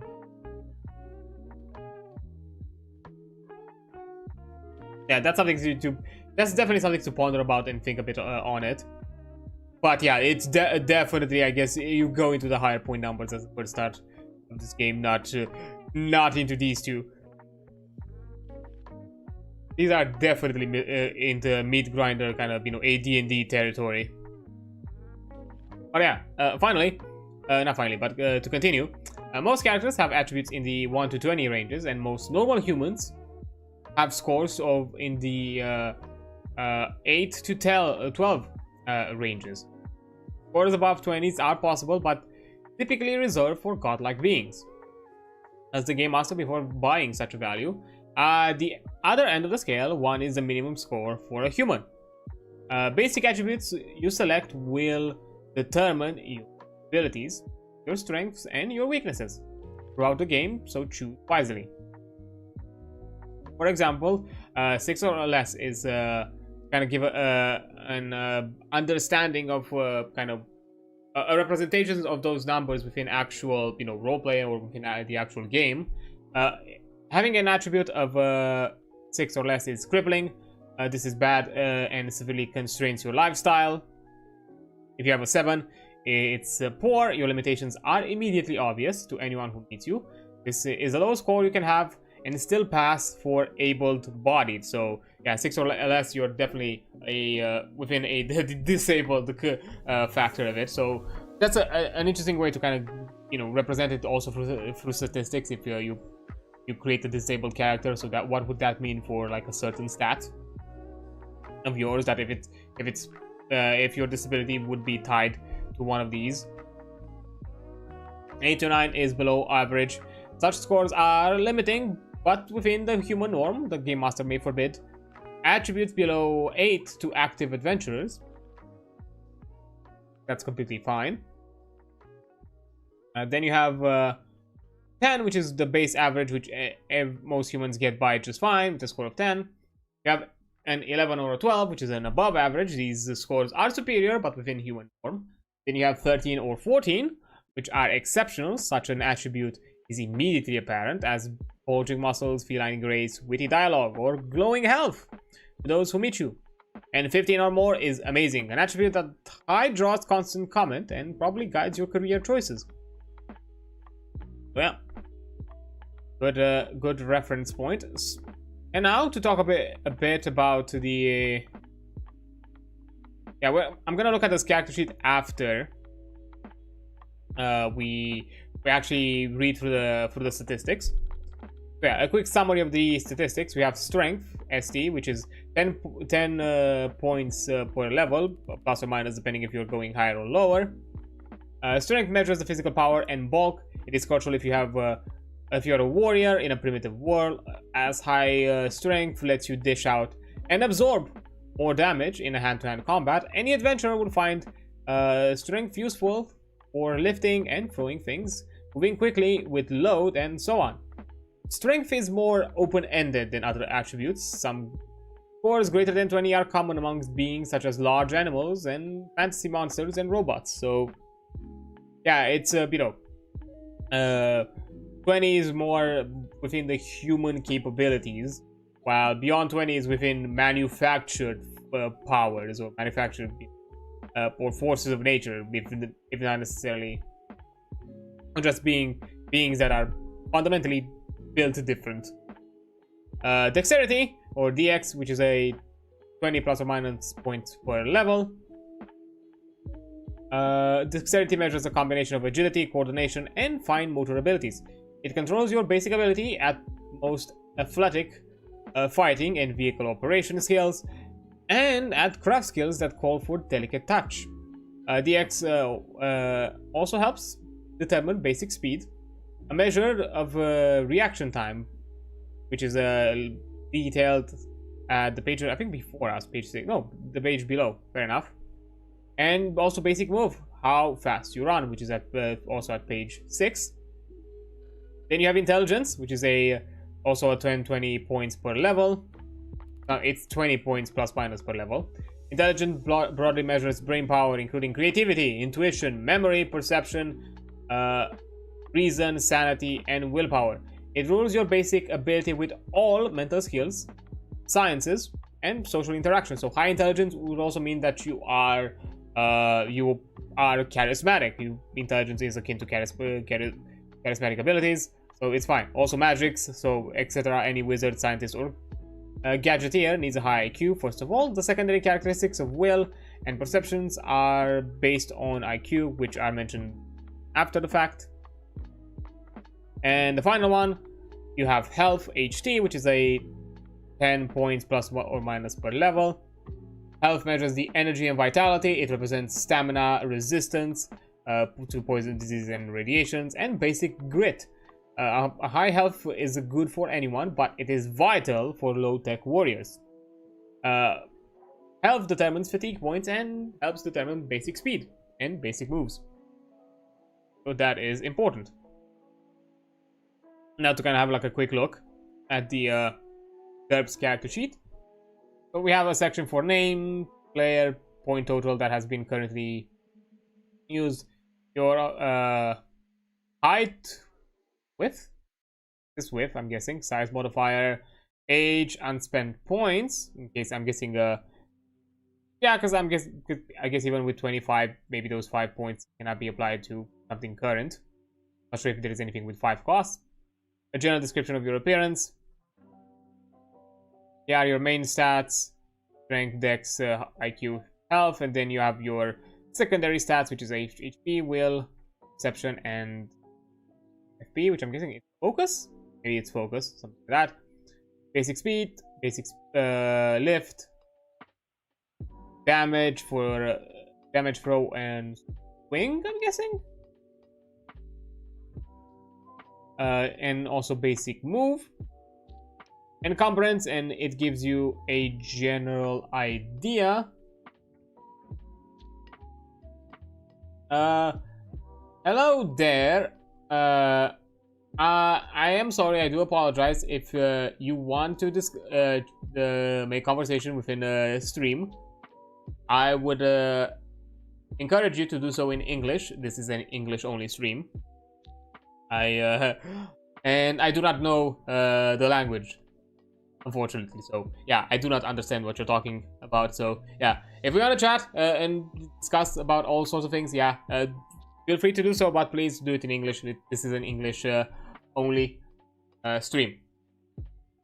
Yeah, I would appreciate if you would respect the rulings. America? No, I'm not American. I am European. But I just prefer to do my content and my streams in English.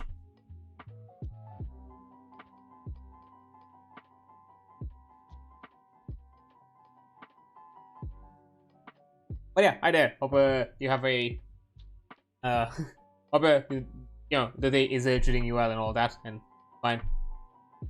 But yeah, I'm just out here, you know, talking about tabletop things, looking through the GURPS system, the general universal role-playing wow, fuck, I already forgot the acronym.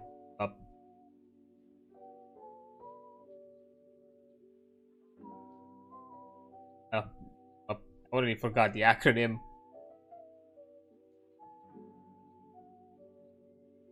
Generic universal role-playing system. Oh, RP. That's where it, because RP is also, it's both for both. Okay, good lessons. I appreciate it. I hope you're enjoying it. Like, again, if you want to lurk or just, you know, listen to me yap and all that, that's completely fine. There's no obligation for anyone to chat. I'm completely fine. I appreciate lurkers. It's okay. So if you want to just lurk and listen to me talk and don't necessarily want to engage too much, or you have something else to do, just have me as white, your white noise, I guess. That's completely fine in my books. It doesn't bother me. So do your thing. I do appreciate you being around here, so don't worry. In whatever form that may be. Alright, you have as we're like looking through the character sheet, there's also like mentions of encumbrance. I'm not sure exactly what BL means yet, but I'm guessing it's gonna be, oh, basic lift. Okay, and BM, which I'm guessing it's something different, be mentioned later. Advantages and perks, disadvantages and quirks, skills, which I'm guessing this is more, it's left blank because again, this system is designed to be modular. You can add whatever you want. Similar here with reactionary modifiers, cultural things, languages. Yep. The rest of it is just empty listings for you to fill out. So, because we were already like looking at it on the character sheet, basic lift is the maximum weight you can lift over your head with one hand in 1 second. It is equal to your strength multiplied by your strength, and then divide. So double. It's your strength at a factor of 2, at a power of 2, and then divided by 5. So if your basic lift is 10 pounds or more, around to the nearest whole number. For example, 10 pounds then become 16 pounds. The average human strength is 10, so their basic lift is somewhere around 20 pounds. Which for the Europeans in the room, that would mean kilogram. I have to look at it because I have no idea the actual. Oh, 9 kilograms. There we go. 9 kilo. Okay. 9. Ooh. Wait. Basic lift is the maximum weight you can lift over your head with one hand in 1 second.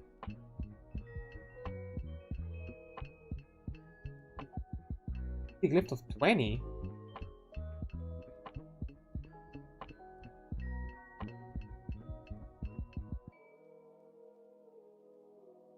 Wait, is there math here wrong? Because if your strength is 10 times... Oh no, it's fine. It's 100 divided by 5, yeah, 20. 9 kilos with one hand over your head in 1 second. Maybe? I don't know, maybe I'm not a good point of reference. Maybe my twink ass is just too weak to actually take this in account. Because I'm trying to like think of it, because for me like a 5 liter, which is something akin to like 5 kilos, that's almost half of this amount here, is an effort for me specifically. But then again, you know, 5 liters is also a bit more cumbersome because it's a big thing. It's also volume, not just the weight. So definitely it's a bit more unwieldy. Like if something was a bit more dense, like a 9 kilo like dense, I don't know, small ball, I don't know, from whatever material be. I don't imagine I could lift it above my head within a second. I'm not sure. Maybe to some extent. To be fair, I don't know. 1 second seems like really quick to me. Like yeah, with a bit of like wind up and a bit of a proper proper technique and core strength and, you know, leg work, sure, you can do it. Like I'm not saying that I probably couldn't do it, but I don't know, like the way it's described to me, it feels like it's almost like just me picking it up and with just a bit of like a bit of a heavy motion, I just put it above my head. Then I'm like, that seems kind of intense. I don't know. Maybe it's just me. Maybe I'm the weak one. But yeah, and then after basically we also have handedness. Decide whether you are right-handed or left-handed. Whenever you try to do anything significant with the other hand, you are at a -4 your skill. This does not apply to things you would normally do without your offhand, like using a shield. GURPS doesn't distinguish between left and right-handed characters. Either is 0 points. However, ambidextrous is an advantage that costs points. I see. I was just about to say, so what if you decide to have an ambidextrous character? What's is that like something you can do? I'm like, oh no, it's an advantage. It's a skill thing. Fair enough. I'm not gonna judge it. So covered general characteristics. So now let's look at secondary characteristics, which are quantities that depend directly on your attributes. So basically kind of a trickle-down effect. You can raise and or lower these scores by adjusting your attributes at a baseline level, but I'm also suspecting that some of the secondary characteristics, or maybe that's going to be the skills. Actually, no, I think that's just going to be the skills are going to be affected by that in a separate way. Hit points, or HP, represents your body's ability to sustain injury. You have hit points equal to your strength. For instance, strength gives you 10 hit points. Where do you use health then? Like energy and vitality, stamina. Okay, health goes for something different. Interesting. I would expect health to be the stat. I'm guessing maybe to not make it loaded. I mean, it would make sense because you know, depending on how you interpret HP, because HP is not just necessarily you being hurt. HP could be many factors of what determine like stamina, resistance, how quickly you are in and out of a fight, because you might just be knocked out because you are overexerted yourself. So yeah, I guess there could be different ways of interpreting HP, so that's fine. It's just, I'm guessing it feels slightly unconventional. Use strength, I guess. Then you have will, which is a measure of your ability to withstand psychological stress, be it brainwashing, fear, hypnotism, interrogation, seduction, torture, and so on. And your resistance to supernatural attacks like magic and psionics, and maybe even more. Your will is equal to your IQ, or intelligence. Will does not represent physical resistance.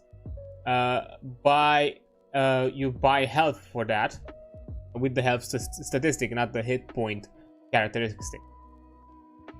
Then you have perception, short for per, represents your general alertness. The game master makes a sense roll against your perception to determine whether you notice something. Perception is equal to your IQ. Okay, so still more. So I'm guessing initiative is still more mental stat focused than reactionary focus. I don't know. For me, I've always thought. Well, initiative specifically, I've always thought it's more of a mixture of quick reaction and also quick and high perception. Like, yeah, you can be highly reactive, but if you have a hard time perceiving things, not really gonna be worth your salt or anything of the sorts. But anyways, that's my general gist of it. Then you have fatigue points, FP. Okay, so it was fatigue points, not focus points. I don't know. I was thinking of focus points. Maybe I was thinking like a hunter logic in WoW, maybe something like that. It represents your body's energy supply. You have focus points equal to your health points. For instance, health points give you 10 fatigue points. I'm guessing this is gonna be detailed a bit more down the line, like what exactly does fatigue points mean. Then you also have basic speed, which is a measure of your reflexes and general physical quickness. It helps to determine your running speed, your chances of dodging an attack, and the order in which you act in combat. A high basic speed would let you out-react your foes. Calculate basic speed, you add your health and dexterity together, and then you divide the total by 5, which you do not round it off. Because a 5.25 is better than a 5. So basically, whenever you still keep it like that to determine the stalemate. That's fine. Then you have dodge. Your dodge defenses, be later down the line dodging and so on, equals your basic speed plus 3, dropping all fractions. So that means that, for instance, if you have a basic speed of 5.25 and your dodge is 8, you must roll under your dodge on a 3d6. You duck or sidestep an attack. So okay, so it's rounded down. You round it down, you do not round it up. That's fair. Then you have a basic move, which is your ground speed in yards per second. This is how fast you can run. Although you can go a little faster if you sprint in a straight line, which is mentioned later. Basic move starts equal to your basic speed, less any fractions. Basic speed gives you, if your basic speed gives you 575, your basic move gives you 5. An average person has a basic move of 5, therefore can run 5 yards per second if unencumbered. You do this math again for any Europeans out there. Meters, go. Oh, 4 meters. 4.5 actually.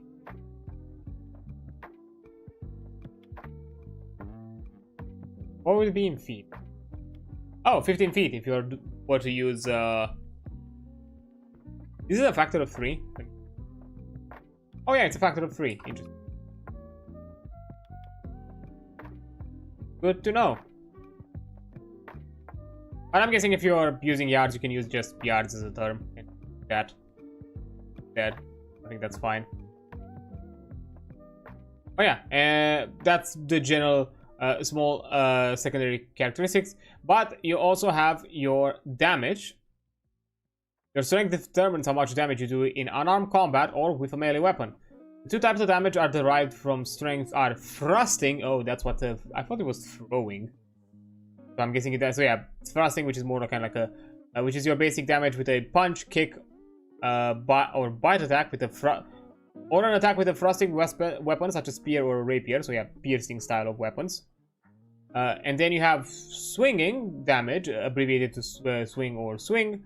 This one I was like on the point, but I thought it was something about range and close range. But no, it's two types of melee.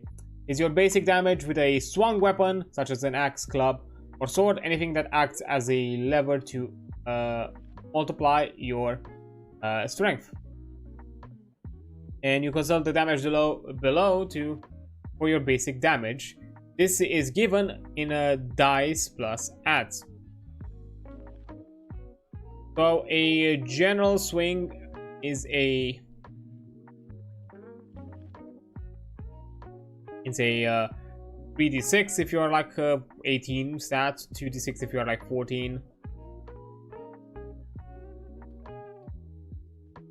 So I'm guessing that equipment, it does not necessarily, it either gives you maybe like an additional additive die to it, or maybe in some scenarios it just is a bonus flat modifier instead, and only these are your only varied numbers that you get, the 1 to 3d6s based on the number range here. Maybe that's the thing. We'll have to see. We'll have to look at the equipment. Damage sometimes is abbreviated as DMG on your character sheet. List thrust followed by swing, separated by a slash. For example, if you had a strength 15, you would list damage as 1d6 thrust with 2d6 minus 1 swing. So yeah, swing is so definitely swing thrust is a lower point. I'm guessing it because it requires a bit more force, while putting leverage, because you also let gravity do the work, is more impactful. At least that is how I am imagining it. But yeah, I'm suspecting that when it comes to like damage and all this, either the equipment is gonna give you like a flat modifier, or maybe it's gonna have the occasional scenario where you could add an additional die. But I feel like the stats, that's kind of the general feel I'm getting right now with GURPS, is that the stats, like the stats and attributes and all of that, is the only are the only rollable numbers, or only variable numbers you get. Anything else you collect is not gonna deal with a ton of like variable numbers. And of course, if you're talking about spells and abilities and all that, you'll encounter it there. But anything outside of the character itself, that is connected to the character and not their equipment or abilities, not to their physical prowess or abilities, is not gonna impact those numbers. But yeah, we still have a few chapters to cover. Where we are, like page 6. There's gonna be a few places we're going to skip. Okay, all the character stuff, to some extent we're gonna look at it. Maybe there's gonna be some elements here and there we're gonna skip. Equipment is gonna be 100% skipped, and then we're probably gonna look at play the game, and that's gonna be the shindig for it. Okay.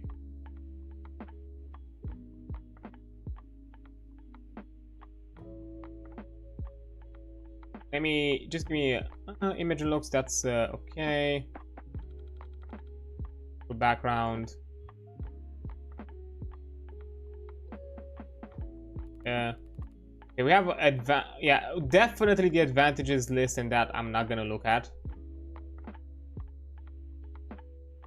That's something you can this is something you can look for yourself. I'm not, like, the listed things, I'm not gonna look at them. That's something you can check, because I'm looking at the GURPS slides, which everyone can acquire it readily available for free, so there's no need to go. So before I continue, I think I'm gonna take a short break right now, and I will return after the ad break is over. Yeah, I'll see you in a few minutes.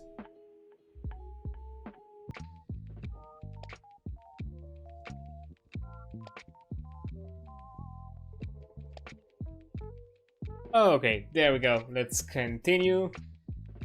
As we had a general look at the statistics and characteristics and secondary characteristics, but there's still a few more that we have to talk about. There's that one, and this was more like on the physical side, and now we have another one more on the appearance and I guess social side, we can call that, the image and looks.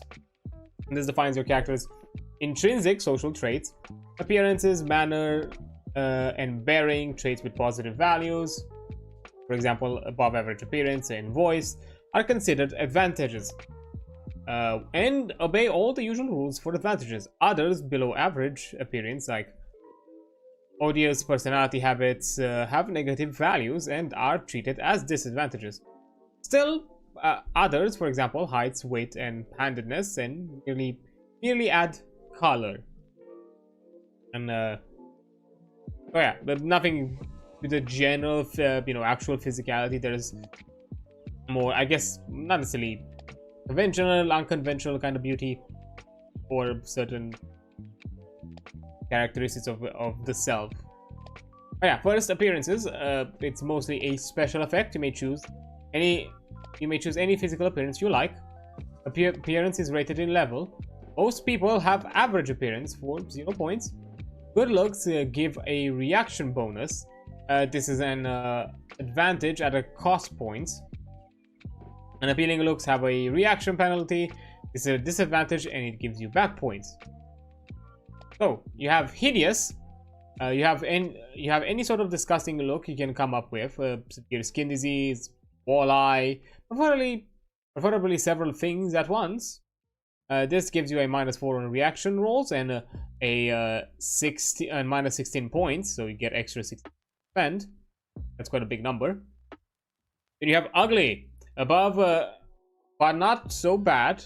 As above, but not so bad. Maybe only swingy hair, snaggle teeth. Gives you -2 reaction rolls, but overall a plus and a -8 points, so 8 more to spend. Unattractive. You look vaguely unappealing, but it's nothing anyone can put a finger on. This gives you a -1 to reaction rolls and -4 points. Average. You're the default. Most people have average appearance. Most of us are not special. Then you have attractive. Not special as well in sense of looks, which, to be fair, it's a shallow thing anyways, in my opinion. It's like, yeah, you can make yourself pretty, and that's a good thing, and like, if that's something that you want of yourself, but that's, from my perspective, not the defining quality that will convince me that you are a person of interest. Attractive. You don't enter beauty contests, but are definitely good looking. Gives you a +1 on reaction rolls and 4 points cost to spend. So yeah, at this point it just goes the other way around on the kind of point gauge and bonus gauge. You have then handsome or beautiful. You could enter beauty contest. This gives you +4 to reaction rolls made by those attracted to members of your sex, +2 from everyone else, and 12 points cost to spend. Interesting. That you have a +4 for physical attraction and +4 for even for those who, and a bonus for those who are not interested but they can still appreciate beauty. So if you're against an ace person, good fucking luck. You're not gonna get those +4s anywhere. Then you also have very handsome or very beautiful. You could win beauty contests regularly. This gives you a +6 reaction rolls made by those attracted to the members of your sex, +2 from others, and oh, it's still a +2 from others. Damn, that doesn't even go back high up. I would at least put it like as a free, but I guess it definitely shows that if there's no physical attractiveness there, you're not gonna have a significant advantage, and it costs you 16 points. That's definitely something. Then you have things like charisma, your natural ability to impress and lead others. Anyone can acquire a semblance of charisma through looks, manners, and intelligence. But real charisma is independent of these things. Each level gives you a +1 to all reaction rolls made by sapient beings with whom you actively interact. Converse, lecture, etc. +1 to to influence roles mentioned below, and +1 to leadership and public speaking. The Game Master may rule that your charisma does not affect members of extreme alien races, and charisma costs you 5 points per level. I'm suspecting character sheet. Is it mentioned somewhere?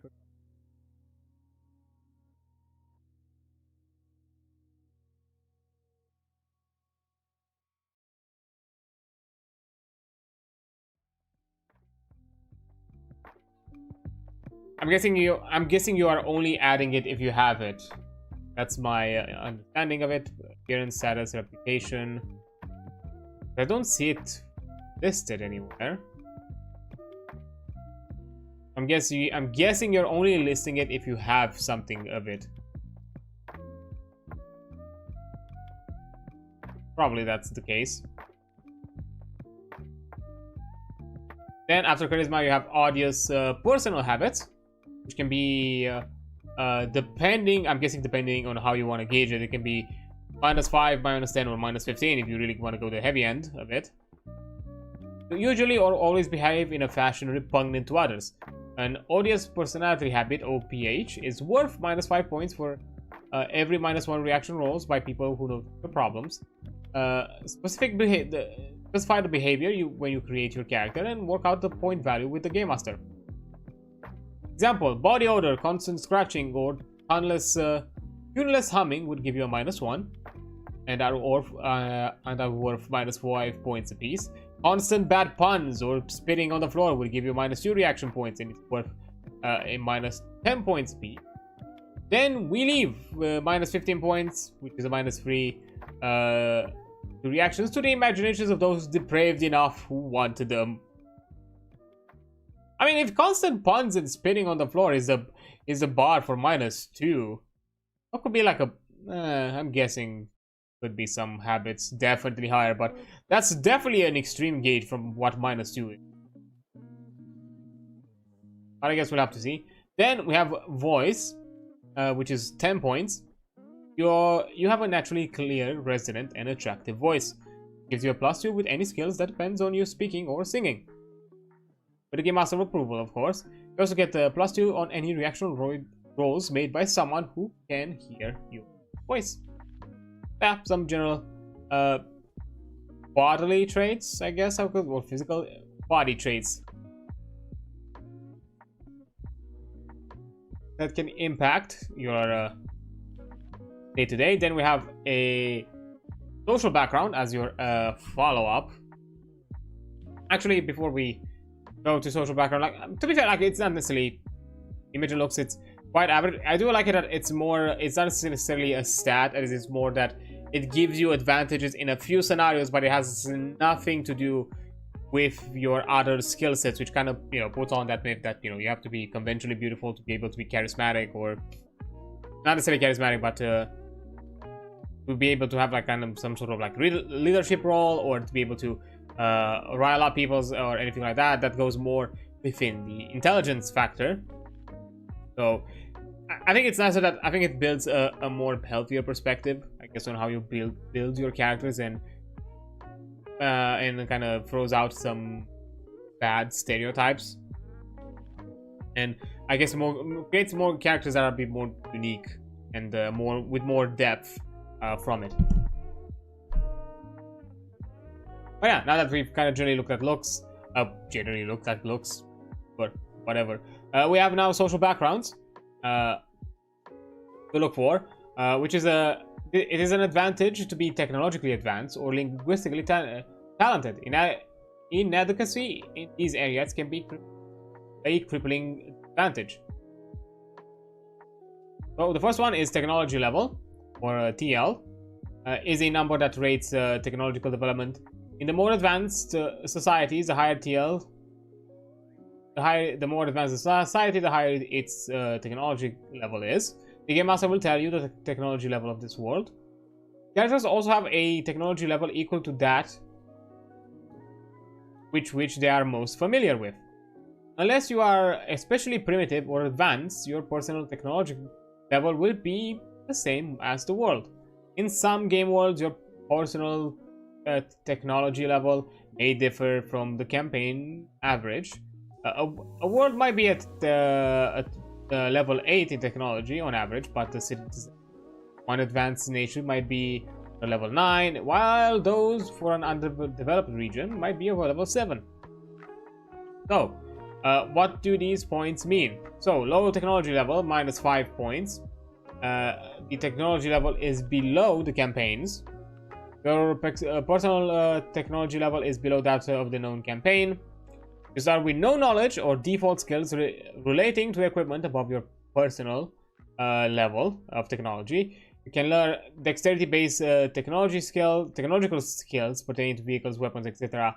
in play if you can find the teacher, but fundamental differences in thinking prevent you from learning IQ-based technological skills. So, you know, you can figure out like the motor skills, and I'm guessing the more physical aspects of it, of how you wield, but the more in-depth, kind of higher learned aspects. And I guess probably the best example we could give like to a current day-to-day. I think of smartphones, and you know, see how, or better said, even touchscreens, and how the older the generation, the harder time they have in use of it. And it has nothing to do with that, you know, maybe your grandparents or maybe even your parents have some sort of are not intelligent they themselves, or have some sort of like mental difficulty. No, it's just that there is some like base fundamental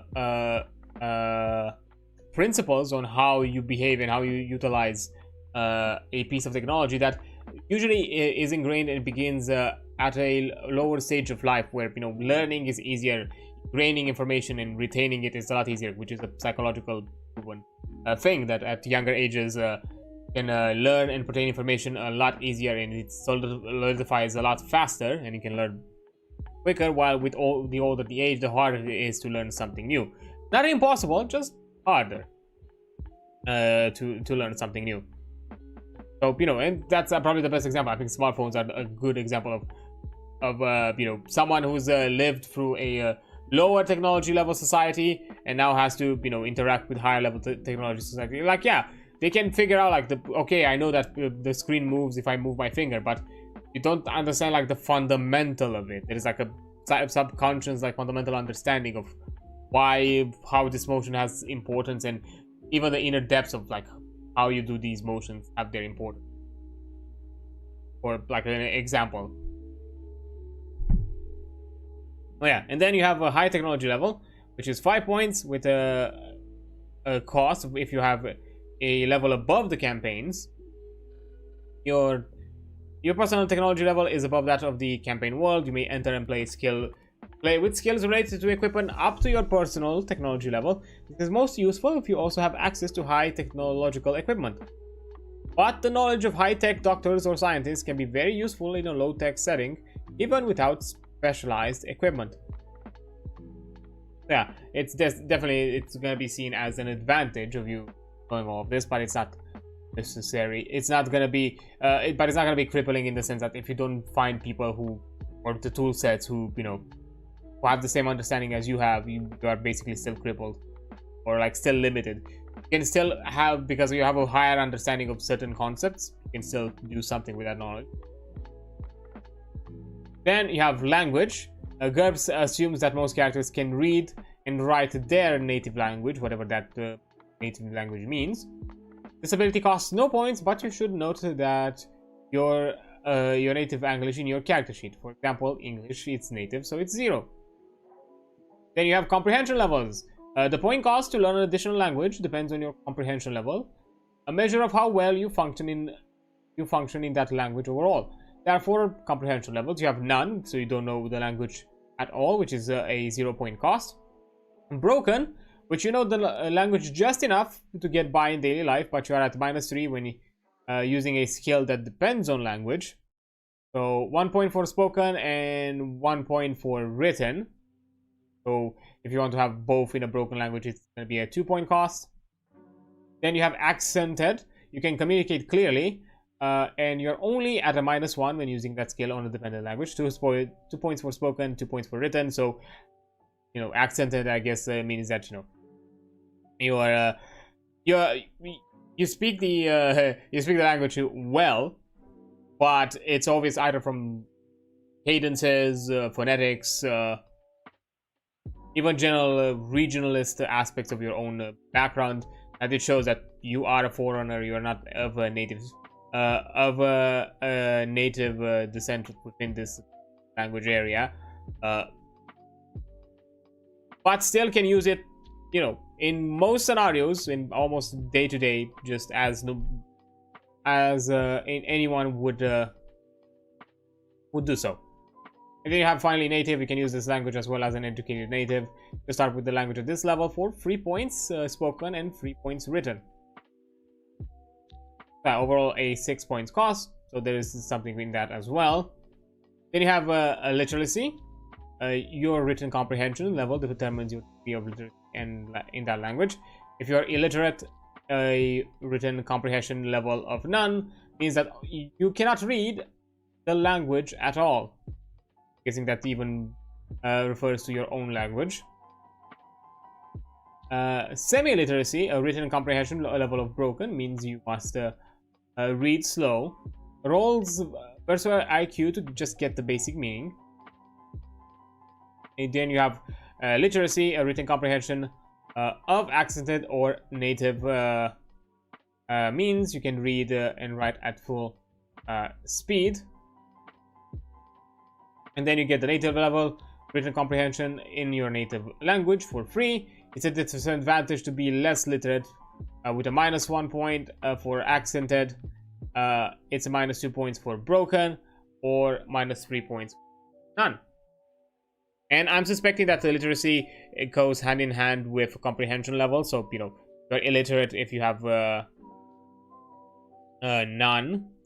Semi-illiterate if you are broken, and literacy, as it was mentioned here, for accented or native.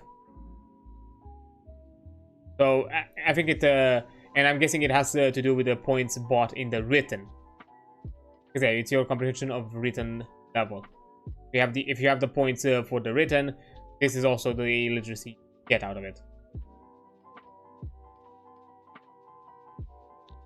Now, with general skills out of the way, another skill that at the very skill or attribute that in real life has a bit of importance is, you know, the good old nepotism, which how could we forget such a thing? So yeah, it is wealth and influence. Now, you need to determine your position in your society. How much money do you have? What privileges do you enjoy? And how do others react to you? So for wealth, that is usually relative. Middle-class American lives in more luxury than a medieval king, though he may have fewer gold coins in his basement. It all depends on the game world. Personal wealth is rated in wealth levels. A level average costs no points and lets you support an average lifestyle for your game world. The rest of these rules apply if you are unusually poor or wealthy, or have a source of income that does not require you to work. So again, nepotism. Wealth. Above average wealth is an advantage. It means you start with 2 or more times the average starting wealth of your game world. Below average wealth is a disadvantage. It means you start with only a fraction of the average starting wealth. If you are dead broke, that means that you have no job, no source of income, no money, no property other than the clothes you are wearing. You are 100% maidenless. Either you are unable to work or there are no jobs to be found. So that's a -25 points. So damn. Then you have poor. Your starting wealth is only a fifth of the average for your society. Some jobs are not available to you, and no job you find pays very well. Say -15. Then you have struggling. Your starting wealth is only 1.5 of the average for your society. It's a half. Any job is open to you, but you can be a struggling doctor or a moving actor, but you don't earn much, so it's a -10 points. So yeah, you could work within your profession, but you're not doing it at a comfortable level. your average default wealth level, so that's a 0 cost. Comfortable, you work within for a living, but your lifestyle is better than most. You start wealth twice the average, 10-point cost to have it. Wealthy, your starting wealth is 5 times the average. You live very well indeed, and that's 20 points. Very wealthy, you start the wealth with 20 times the average. I see it quickly compounds to 30 points. And filthy rich, you start with wealth 100 times the average. You can buy almost anything you want without considering the cost. 50 points. Yeah, just again general things that for you to consider when it comes to like wealth. But yeah, again, very simplistic, because the rules light is just a very distilled, boiled down form of reference for you to then, if you look once you get to the basic set, you can then kind of add on to it more and more rulings, because then definitely each of these levels of wealth will most likely might have some mechanical aspects or some sort of bonuses that start to apply once you, depending on how complex you want to go with it and all that sort of fun things. Yeah, that's definitely gonna get a bit more interesting. Then you have reputation. It is possible to be well known that your reputation becomes an advantage or a disadvantage. This affects reaction rolls made by NPC. The details of your reputation are entirely up to you. You can be known for bravery, ferocity, eating green snakes, or whatever you want. However, you must give specifics. Specify the reaction roll modifier that you get from the people who recognize you. This determines the base cost of your reputation. For every +1 bonus to reaction roll, the cost is 5 up to a +4, and for every -1 penalty, the cost up to -4, the cost is -5. Yeah, this is just generally how people perceive you, so this is just something that you can add yourself and to kind of like spice it up. Like to be honest, that's kind of like an aspect that I like. It gives you a lot of things even before you go to advantages and beyond just the standard attributes and characteristics, that you have some other things to spice up your character and to add a bit more flavor and depth and influence within the game world. And finally, importance. Your formally recognized place in society is distinct from your personal fame and fortune. So that basically means status, which is 5 points per level. Status is a measure of social standing in most game worlds. Status level range from -2, which is a serf or street person, to 8, which is a powerful emperor or god king, with the average man being a status 0, free man or ordinary citizen. If you do not specifically buy status, you have status 0. Status costs 5 points per level. For instance, 5 costs of 25 points, while status 5 costs 25 points, while status -2 is a -10 points, sorry. Status greater than 0 means you are a member of a ruling class in your culture. As a result, others in your culture only defer to you, giving you a bonus roll on all reaction rolls. Status level 0 means that you are a serf, or less than 0 means you're a serf or a slave, or are simply very poor.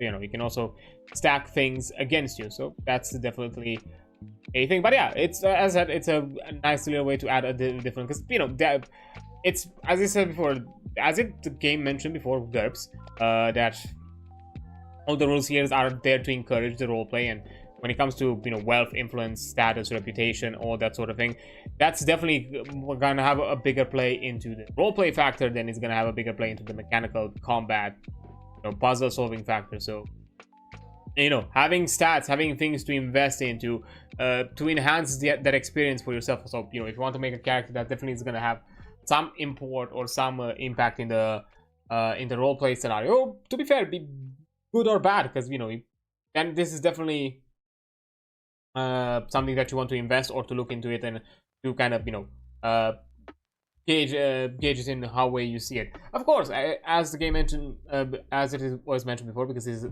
the modular system and kind of is there to allow you to play whatever setting and whatever system you want. If you decide with your group to have a game that is more focused on, I don't know, combat, puzzle solving, but roleplay is minimum, you can just simply say wealth and influence are not important, just go with your average and use those points for something that has more significance for your group. So which is fine. So a lot of these don't feel mandatory because again, you have the option of not investing into them and just your average. But if you invest into them, you can get penalties or bonuses if you want to, if you want to invest in a negative way, but to gain something better in other places and all sorts of things. But it definitely, even just with this light version, it's character creation I see character creation being quite not necessarily an ordeal, but definitely a task in itself to gauge in all of the aspects of your character, and how, again, if you're not min-maxing it, it's not necessarily going to be that big of a, because I feel like those who really want to gauge and focus on the min-max aspect of it, they're probably going to be a bit annoyed because they have to factor in all the places where they can take advantage of additional points and not, and all sorts of things, and how exactly to make those aspects more relevant. But again, that's if you for those who are a bit more the Munchkin type, the min-maxers.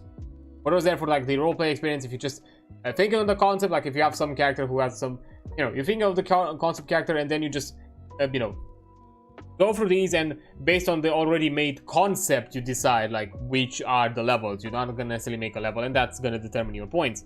So again, and these are tools for you to enhance to better define your character, and based on that you get the bonuses and penalties to better define it within the game world. Not necessarily for you to utilize it as some sort of way to maximize in other places. But yeah, I do like the spread of it, and I do like how they approach certain character properties, elements, details. Then we have the advantages and the advantage list, which, as I said, they are useful traits like mental physical ability, social edge, or someone else who otherwise has the same ability to you. Each advantage has a cost in character points. This is fixed for some advantages, while others can be bought in levels. Like advantages with variable costs are more complicated, and you should read those descriptions.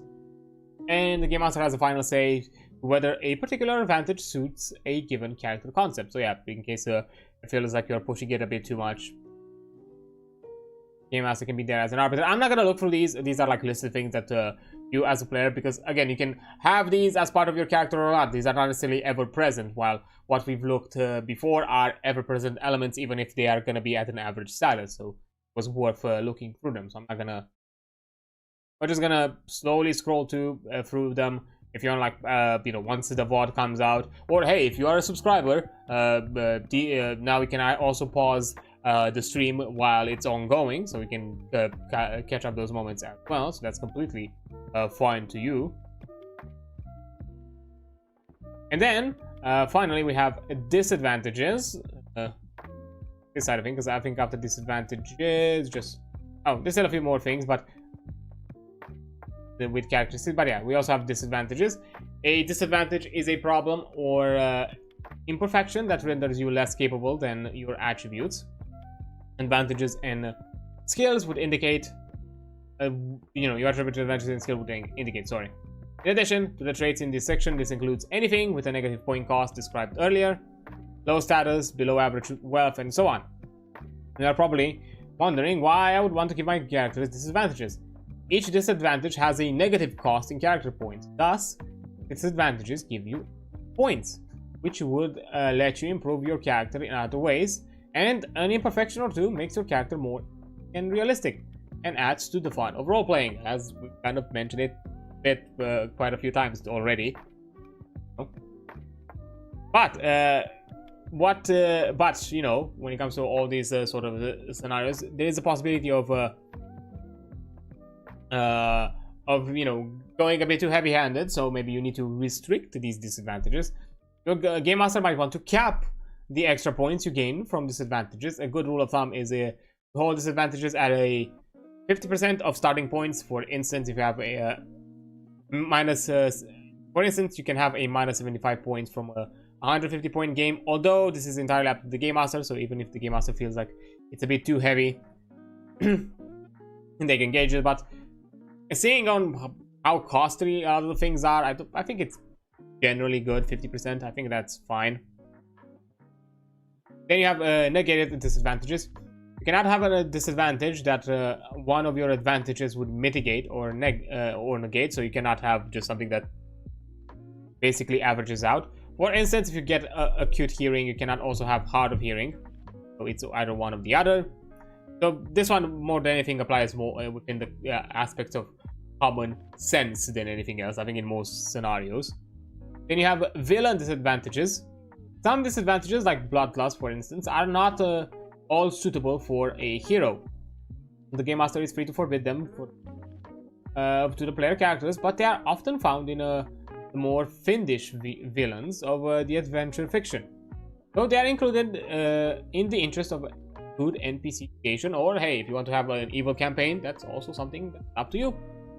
Or by the way, it's a morally dubious one, which I'm suspecting like a lot of ttrpgs campaigns are like morally dubious, but you know. A few mental disadvantages don't affect you constantly. For example, there is a mention of an asterisk that appears next to the name of any disadvantage that gives you a chance to control your urges in circumstances likely to trigger your problem. You must roll a 3d6 against a target number of 12. A roll of 12 or less means you succeed and shrug off the disadvantage. 13 or higher means you fail and suffer its effects. This is a self-control roll. You never have to roll if it's a good role-playing to give in. You never have to roll if you consider it as a good role-playing moment to give in willingly. So yeah, in some cases it's fun to be like, I just auto-fail just because I feel like this is appropriate for the situation. So why not? You do it. Yeah, I'm gonna once again slowly roll through so you can look at them, because I'm not gonna read them in advantage you know, I'm not gonna read them right now. But yeah, as I said, if you are either later on during the VOD, or if you are a subscriber, you can pause the stream while live and can look at them if that's up to your speed, and just keep up with it, especially if you're like either a lurker or just prefer to look at the information. But also, then again, as I said before, this is the GURPS Lite, which is freely available for everyone, so you can just look online to find it and can have quick access to it. So that's cool. Fine. Yeah. Now that we looked at advantages and disadvantages, which are aspects that enhance and give more flavor to your character, there are other smaller things that can give flavor to your character, which are quirks, which is a minor personality trait. It's not an advantage and it's not necessarily a disadvantage. It's just something unique about your character. For instance, a major trait like greed is a disadvantage, but if you insist on being paid in gold, that's a quirk. You may have up to 5 quirks at a -5 point apiece. And if you do, you will have 5 more points to spend. You can also buy off a quirk later off by paying 1 point. But as a rule, you shouldn't do that. Quirks might have a small cost, but they are a big part of what makes your character seem real. So hey, just a small little investment to just have something fun there and get a few extra points. So kind of encouraging you to make weird little guys. Mental quirks are minor personality traits, however, you must roleplay them. If you take the quirk of dislike heights, but blithely climb trees and cliffs whenever you need to, the game master will penalize you for bad role-playing. To qualify as a mental quirk, a personality trait must meet one of the 2 criteria. It requires a specific action, behavior, or choice on your part from time to time, or gives you a small penalty very occasionally, or to a narrow set of action. While a physical quirk are physical disadvantages that are only mildly or rarely limiting. They do not require roleplay, but they give specific minor penalties in play. I'm guessing like a odd, physical alteration of yours that could maybe some, just I don't know, maybe a small deformity, but that is not necessarily debilitating. That could be like a thing. Maybe some other aspects of play to some extent could have that. But yeah, if you want to make this weird, extra, more quirky little guys, just get yourself a few quirks, get a few extra points to kind of maybe to round off some maybe the quirks could be like the the final sprinkles you add to to reach a point cost threshold that will allow you to buy into something else. If it is within your preferences, and it's a good encouragement, which is why you have a bit of like differentiating costs. Like in most cases it goes under like factors of 5, but there are moments where I've seen factors of 2, factors of 6, or not 6, factors of 3. Actually, no, I think it's mostly factors of 2 or factors of 5. So because of that, it could be like a bit of a variety, and you can have some moments where you're going to be off a few points and cannot be get something, and in some scenarios it's even factors of 10 if we're talking about attributes. So yeah, this helps you out a lot to kind of get get those last little advantages and something to like top off your character in a fun little way. But a more important aspect of your character, and something that's going to be more ever present, is going to be skills. A skill is a particular kind of knowledge. For instance, karate, physics, auto mechanic, or a dev spell. Every skill is separate, though some skills help you learn others. Just as in real life, you start your career with some skills and can learn more if you spend time training. A number called skill level measures your ability with each of your skills. The higher the number, the greater your skill. For instance, a short sword 17 means that your skill level means a skill level of 17 with short sword. So when you do try something, you or the game master roll 3d6 against the appropriate skill modified for the particular situation. If the number you roll is less than equal to your modified score for that skill, you succeed. But if you roll a 17 or 18, it's still an automatic failure. For more on skill rolls, modifier success and failures, it was mentioned quite a long time, a bit ago, actually a few hours ago, within these in the pages of the books. Now, when it comes to controlling attribute, each skill is based on one of the 4 basic attributes. So your skill level is calculated directly from this controlling attribute. The higher the attribute score, the more effective you are in every skill based on it. Your character concept calls for many skills based on a given attribute. You should consider starting with a high level in that attribute, and this would be the most cost effective in the long run. Things that are dexterity based skills rely on coordination, reflexes, and steady hands. Intelligence based skills require knowledge, creativity, or reasoning abilities, while health skills are governed by physical fitness. But what does difficulty level mean? Some fields demand more study practice than others. GURPS Lite uses a 3 difficulty levels to rate the effort required to learn any skill. The more difficult the skill, the more points you must spend to buy it at a given skill. Easy skills are things that anyone could do personally well after a short learning period. Average skills include most combat skill, mundane jobs, and the practical, social, and survival skills that ordinary people use daily. And hard skills require intensive formal or study or training. So higher education of any sort of level. And it's going to be a table mentioned later down the line. And technological skills. Certain skills are different at each tech level, which was mentioned before, and are designated by their technology level. When you learn such a skill, you must learn it at a specific tech level. You always note the tech level when you write down such a skill. Navigation, tech level 2, consult the stars and an astrolabe, while is nothing like a navigation technology level 8, where you get your location of a GPS receiver. So get an idea of how kind of like the technology levels can differ significantly.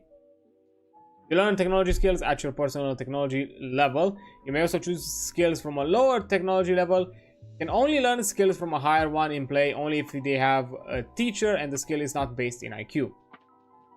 To learn IQ technology based skills from a higher technology, you must first raise your level, which I'm guessing probably can be advanced in some way. I'm not sure if it's going to be mentioned here. But yeah, so you have quite a bit of variety. So yeah, easy skills. This is definitely a good way to kind of mention like certain things like plateau or get to kind of high. Or, you know, require definitely more intense things. So quite expectant. Know that, and I see that there is also a mention of like general generic skill list later down the line, which again we're not gonna heavily look into it because then you have to look at the generic things. But and now that we talked about like how kind of like these skill levels are, how do you buy them? In order to learn or improve a skill, you must spend the character points. When you spend these points on a skill, you are getting training to bring that skill up to a useful level. Skills are easy to learn at first. A little training goes a long way, but added improvement costs more. And it kind of mentions here how it kind of starts to rack up. For easy skills, it's multiplied by a factor of 2 every time to get to a higher attribute.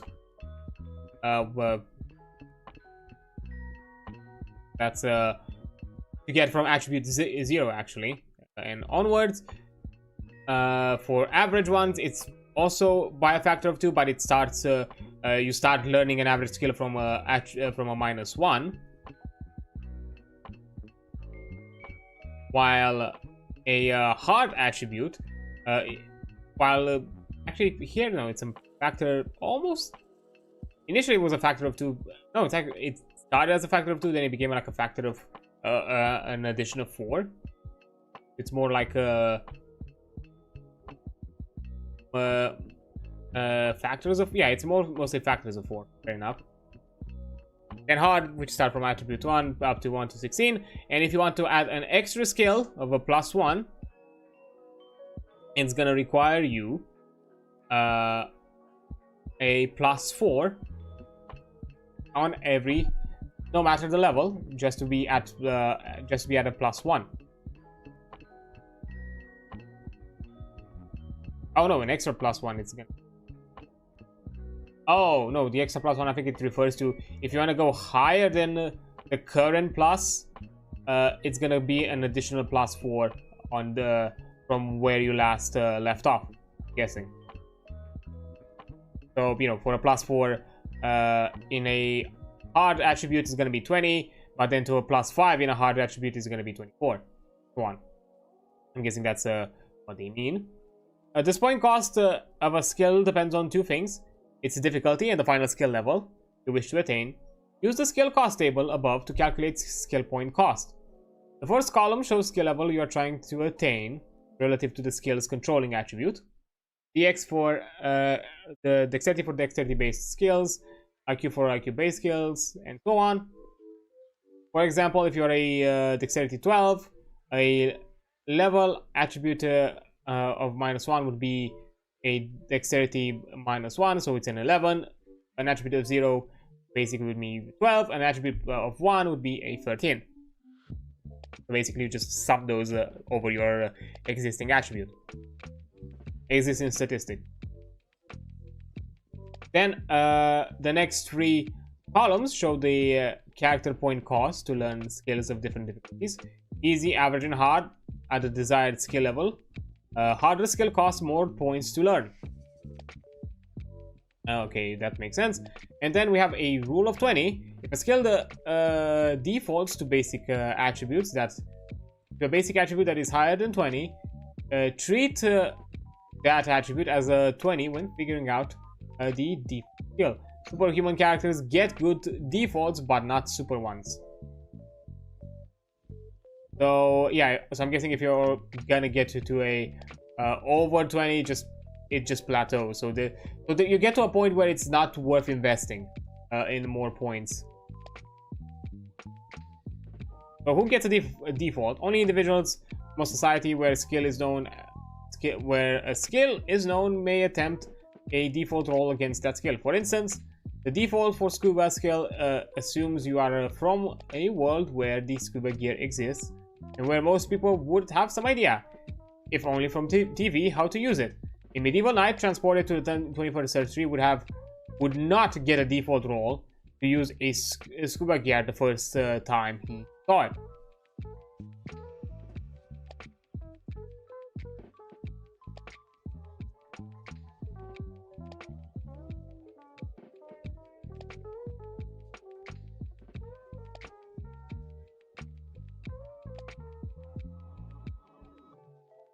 Okay, that is fair. Yeah, from my understanding, you just yeah, you plateau to some if the skill equals to a basic attribute that is higher than 20, you treat that attribute as a 20. Yeah.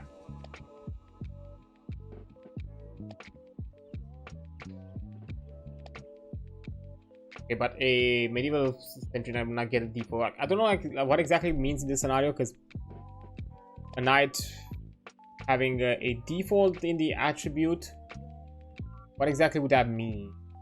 I'm guessing they'll be at a lower disadvantage. They would be probably at a disadvantage, and somehow the stats would be different. Like this one confused me a bit. Like I would love to have like a better example than this. Like why exactly it doesn't default for the like in this idea that somewhat at a disadvantage in like the theoretical sense would not default.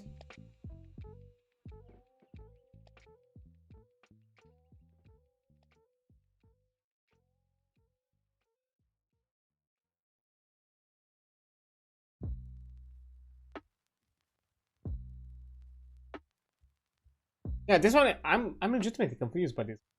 The individual from a society where skill is known may attempt a default roll against that skill. For instance, default for scuba means assume you are from a world where scuba gear exists, and where most people have some idea.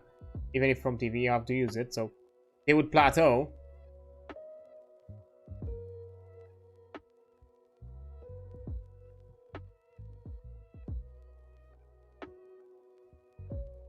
But a medium enough would not get a default roll to the first time.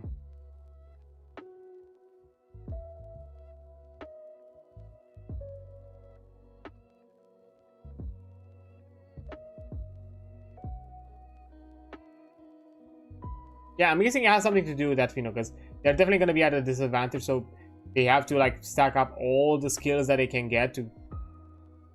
I'm guessing that's probably under that logic that someone that would not be even closely remotely within the knowledge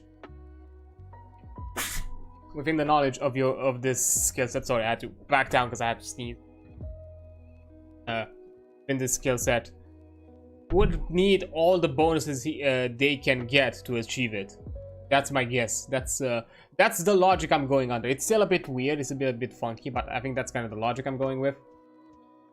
But yeah, this is now this list of skills, which I'm not gonna go. That's something you to go to look at.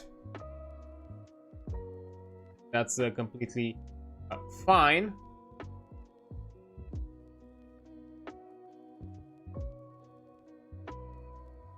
Oh wait, no, now I understand.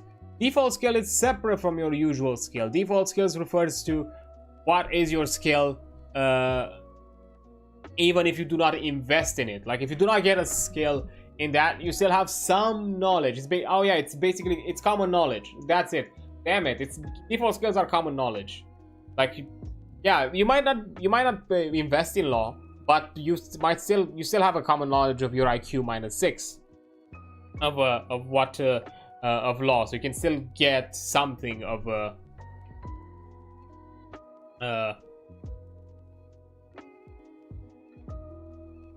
it, or what is it? Wait, no, it's the default.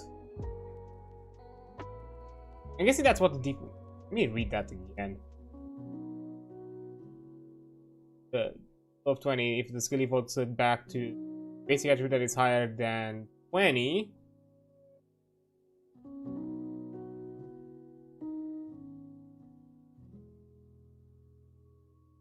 Oh, I missed a section. Skill defaults. Using skills you do not know.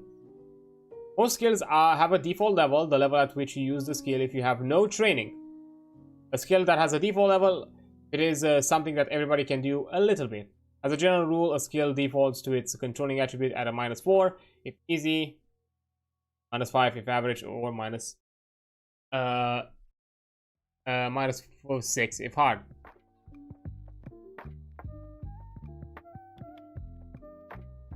Some skills have no default levels. For instance, karate is complex enough that you cannot use it without any training. Generally, a skill defaults to its controlling attribute at a -4 if easy. Okay, I see.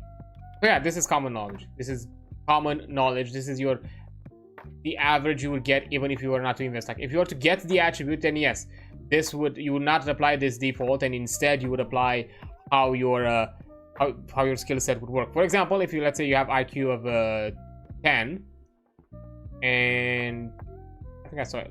Let's actually, let's go with this disguise. You have an IQ of 10, but you don't have any disguise. So that means that your default is gonna be a 5. So that's what you're gonna roll against to determine your effect. But if you invest into this one, and let's say you buy disguise attribute +1, you're no longer using this calculation. You're now gonna be use the normal calculation of your IQ plus the amount of attribute, which in attribute +1, that means plus an additional. You add 1 to it, so that means that at a skill at an IQ 10, you have a disguise 11. So that's now your numbering factor. So you have to some degree. So yeah, you default to something if you have nothing invested in it. But if you have something invested in it, you can use your attribute. Finally, I finally got it. I finally grasped the knowledge of it all. So that's good. But yeah, because of that, I'm gonna take a break now because an ad is actually gonna come up in a few seconds. And yeah, so I'm gonna return, talk about character improvements, probably get into combat after that. Yeah, because I'm gonna pass equipment and deal with all those shenanigans. Yeah, a bit.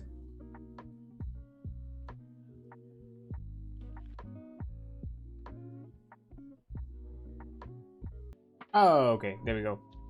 So let's continue. The thing is, this PDF is a lot lengthier than I expected. I'll be honest, like what, we're at page 17 and we still have quite a good chunk to go. It's definitely deep in detail, and technically, as I looked into like the equipment section, there is a bit here and there that it's like worth reading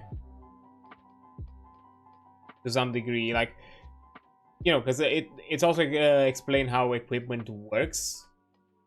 Comes to like weapons or anything like that. So that should be something at the very least we can get a quick look at. And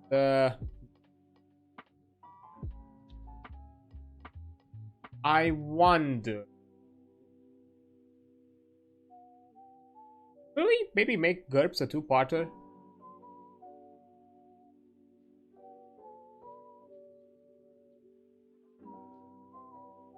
That sounds like something we could do. I feel like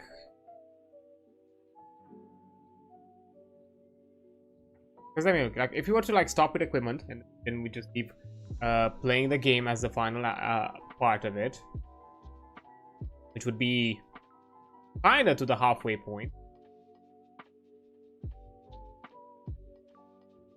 Maybe that'd be okay, because it's the whole shenanigans of we went to like almost 20 pages and we're still gonna have like 13. Actually, no, it's not even 13. We're gonna have like another 15 pages for next week. So I think that averages out pretty nicely. I think we can do that.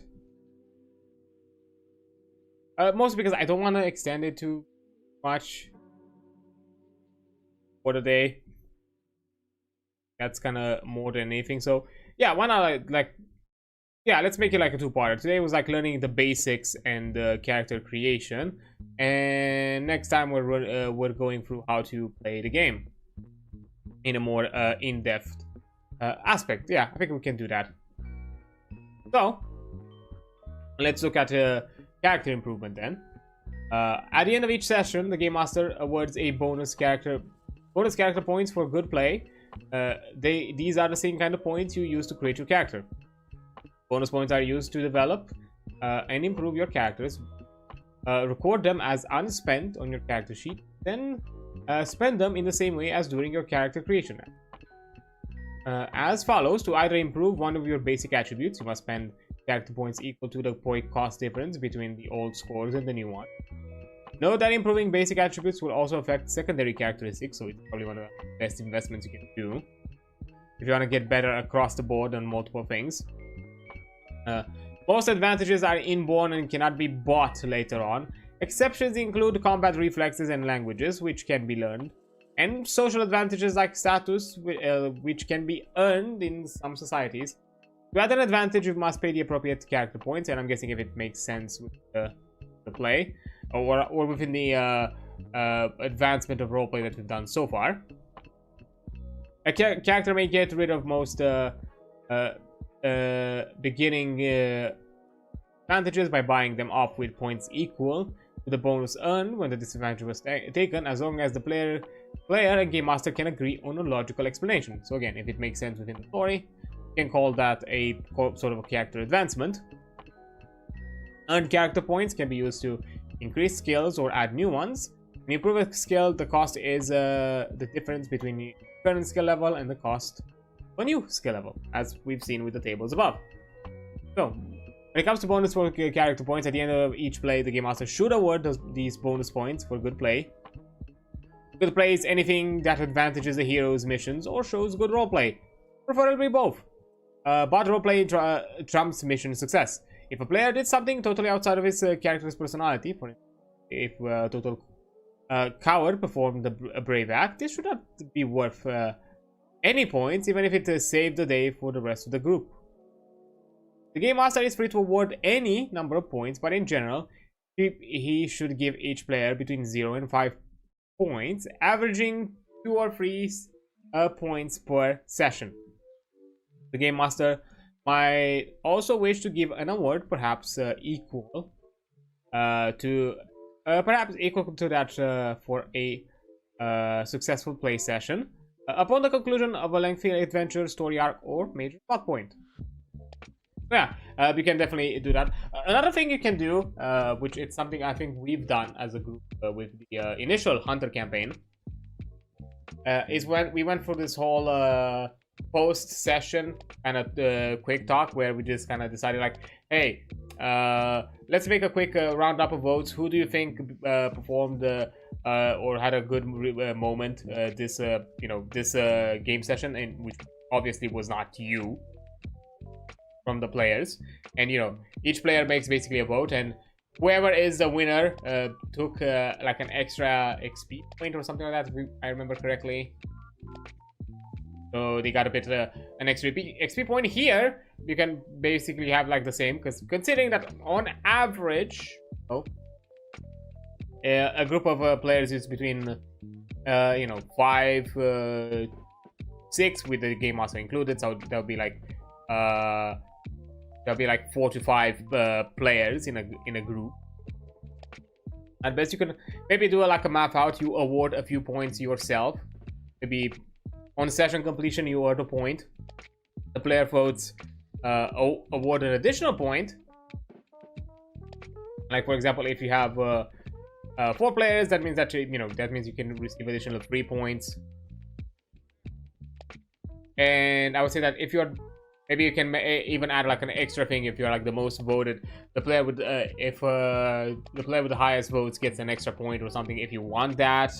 If not, you can just leave it that everybody can choose to give somebody a point or a vote in that sense. Or if not, again, you can still leave it as the kind of more democratized way of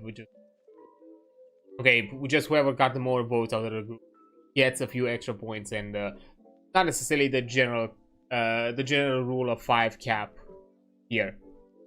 Again, you can figure out like some systems where maybe you can encourage within within the group, like also like a sportsmanship behavior and ways of kind of like, hey, I really like that you did that thing, and kind of like a way to encourage, to basically tell for the players to tell each other like, hey, you've done good today, get these points, you know, have my points, or that sort of thing. But yeah, at the very least, that's kind of how we went with Vampire. I'm not sure if with the current camp chronicle we went back to it, because I think we didn't. I think it just became and I think we just defaulted. I don't fully remember.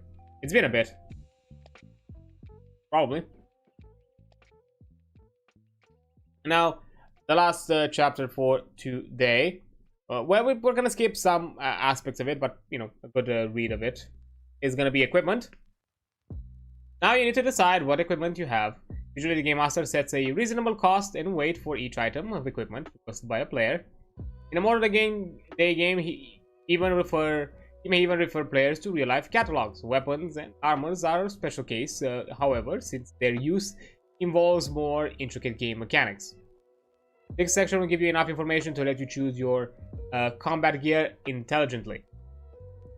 You start with money equal to the campaign starting wealth modified by your personal wealth level, which was mentioned in the past. So there is a reason to have a different wealth level. The Game Master will supply equipment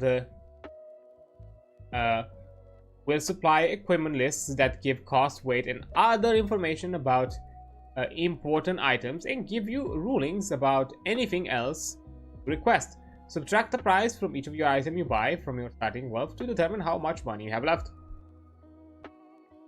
So, for the starting wealth, this covers both money and property. You start with the amount of money your wealth level entitles you to your game world. You buy the possession you want to start with. Any unspent money is your bank account. Realistically, if you have a settled lifestyle, you should put 80% of your starting wealth into home, clothing, etc., which leaves 20% for adventuring gear.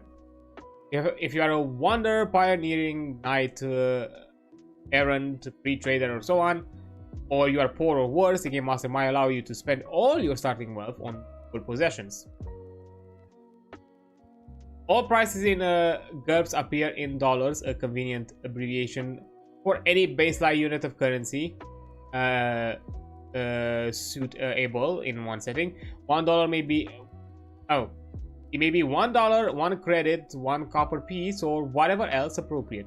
Prices are a super typical sale made by an ordinary merchant. Tech level determines the starting wealth, as the technology advanced societies tend to be richer. Below is a comparison of suggested starting level for different technology levels, and even a suggestion in what exactly would those ages or eras be. So 0, you are in the Stone Age, prehistoric or later, and later. 1 is Bronze Age, and 2 is Iron Age, 3 is Medieval, 4 is Age of Sail, 5 is the Industrial Revolution, 6 is Mechanized Age, 7 is the Nuclear, and you even have some years mentioned, 40s, and also 8 is Digital Age, 1980s onwards, 9 is the Microtech Age, 25 onwards, so basically kinda current. 10 is Robotic Age, 2070, who knows how much. Like, these again are like up to your own reference. 11 is Exotic Matter Age, which I'm guessing it's more high sci-fi kind of thing. And 12 higher is whatever the Game Master likes. And, you know, with those starting wealths being higher and higher numbers. Because I'm guessing, you know, there are going to be bigger and bigger adventures that will definitely have higher and higher costs. Because, you know, maybe this is going to be something akin to like a ship. If we're talking about maybe something like Exploratory. Yeah, now let's look into like general equipment that is more encountered in combat scenarios, and somewhat relevant for like all sorts of like party aspects, defense aspects, and all sorts of other things of nature. First one being armor. It's very useful in combat. A single sword blow or a bullet can incapacitate or kill you, but armor might give you a second chance. Your armor damage resistance, or DR, subtracts directly from the damage inflicted by your enemy's weapons. Armor requires no skill to use, you just wear it. Effective armor is heavy, though it is weight can hinder. So its weight can hinder you, reducing your dodge and karate carry. So there are some trade-offs. Armor table. The armor table that follows includes an article of light, common clothing to wear underneath, or padding. It is usual for the armor. The statistics already reflect this. You do not have to buy clothing or padding separately or account for damage reduction and weight. So it's baked in. There's no additional number crunching you have to do in this scenario. The table gives you the following information for each item of armor. You have a general descriptor of what's the item's name, the damage reduction, cost, and weight. There's a list here from cloth armor to tactical vest to even more medieval things like scale mail, steel laminate, and so on. That's makes complete sense. Then you have shields, which are valuable in low-tech combat but almost worthless against firearms, because shields would probably be are not made by bulletproof material. You normally wear a shield strapped to one arm. Your shield hand can't wield a weapon, preventing you from using two-handed weapons, but it can still carry an item. Shields help all your active defenses. Defense rolls, block, and parries with no particular effort. You can also use shield to actively block, which it's mentioned in blocking. I'm guessing within combat. Similarly, you have shield, defense bonus, and general weight, and also their cost. And I mentioned here, I'm suspecting that in the basic set, or maybe in more expanded rules of GURPS, you might have maybe the occasional mention of like something like the bucklers or like hand shields, where you would be able to have a secondary weapon in that hand. But I'm guessing those are like more in-depth rulings on how exactly you would work around and when exactly you would be defensing, when exactly you would be attacking, because I'm expecting it would be a scenario where if you engage with the offhand where your buckler is, at that point you're no longer like defending with your buckler, so you're not benefiting from it. So maybe something of this, my suspicion at the very least. And finally you have I think weapons, which at last thing we'll have to cover for equipped movement. Adventurers often carry weapons of some sort, whether it's a knight's broadsword, a detective snub-nose, the 38, or a space pirate's blaster pistol. First, decide why you carry a weapon. Is it for self-defense, intimidation, stop it or shoot, battle, or hunting? Also, review your skills and strength. High-tech weapons such as guns work equally well for anyone who knows how to use them. Low-tech weapons such as clubs and swords do much more damage if wielded by a strong person. Finally, look at the weapon's statistics. The weapon's damage rating is a basic measurement of its effectiveness, but there are also factors such as range, rate of fire, and accuracy to consider. So, weapon statistics. The weapon table provides the item of information explained below. A given column will only appear on a table if it is germane to the weapons on that table. In all cases, the underlined dash means that statistic does not apply, and var dot means that the values vary. And then you have tech level. The tech level indicates at which weapon the first becomes at which level the weapon becomes widespread. You may only buy weapons of your campaign's tech level or less unless you have high tech level trait. Yeah, there might be a possibility, you know, when the guns when firearms just began appearing, but they were not like widespread. You would be able, probably with the right connection, with the right tech level knowledge. Then you have the weapon. The general class of the weapon is in question. Could it be sword, assault rifle, etc. Each entry represents a wide range of individual types. For guns, this entry includes a projectile diameter or caliber given in millimeters, so 9mm or fractions of an inch, so a 50 caliber. So that's a half an inch, okay. As customary for weapons. So yeah, it gets pretty detailed, or even within this light version. Damage for muscle-powered weapons, melee and missile weapons, such as sword and bows. Damage is strength-based, and it's expressed as a modifier to the basic thrusting or swinging, as given on the damage table. For example, spears will have a thrust +2. If you have a strength 11, this means that it gives a basic thrusting damage of 1 dice -1, which you would inflict with 1 dice +1. So yeah, as I kind of guessed, when it comes to weapons that utilize the swing and thrust, they are probably going to be in most scenarios flat modifiers to your already existing roll. Strong weapons act as a lever, so they do more damage, gravity and all that in physics. For example, for firearms and some powered melee weapon, damage is given a fixed number of dice plus adds. For example, a 9mm auto pistol lists as 2d2 +2, which means that any user would roll that amount of dice and add 2 to the damage. Armor divisors, a parenthetical number after the damage.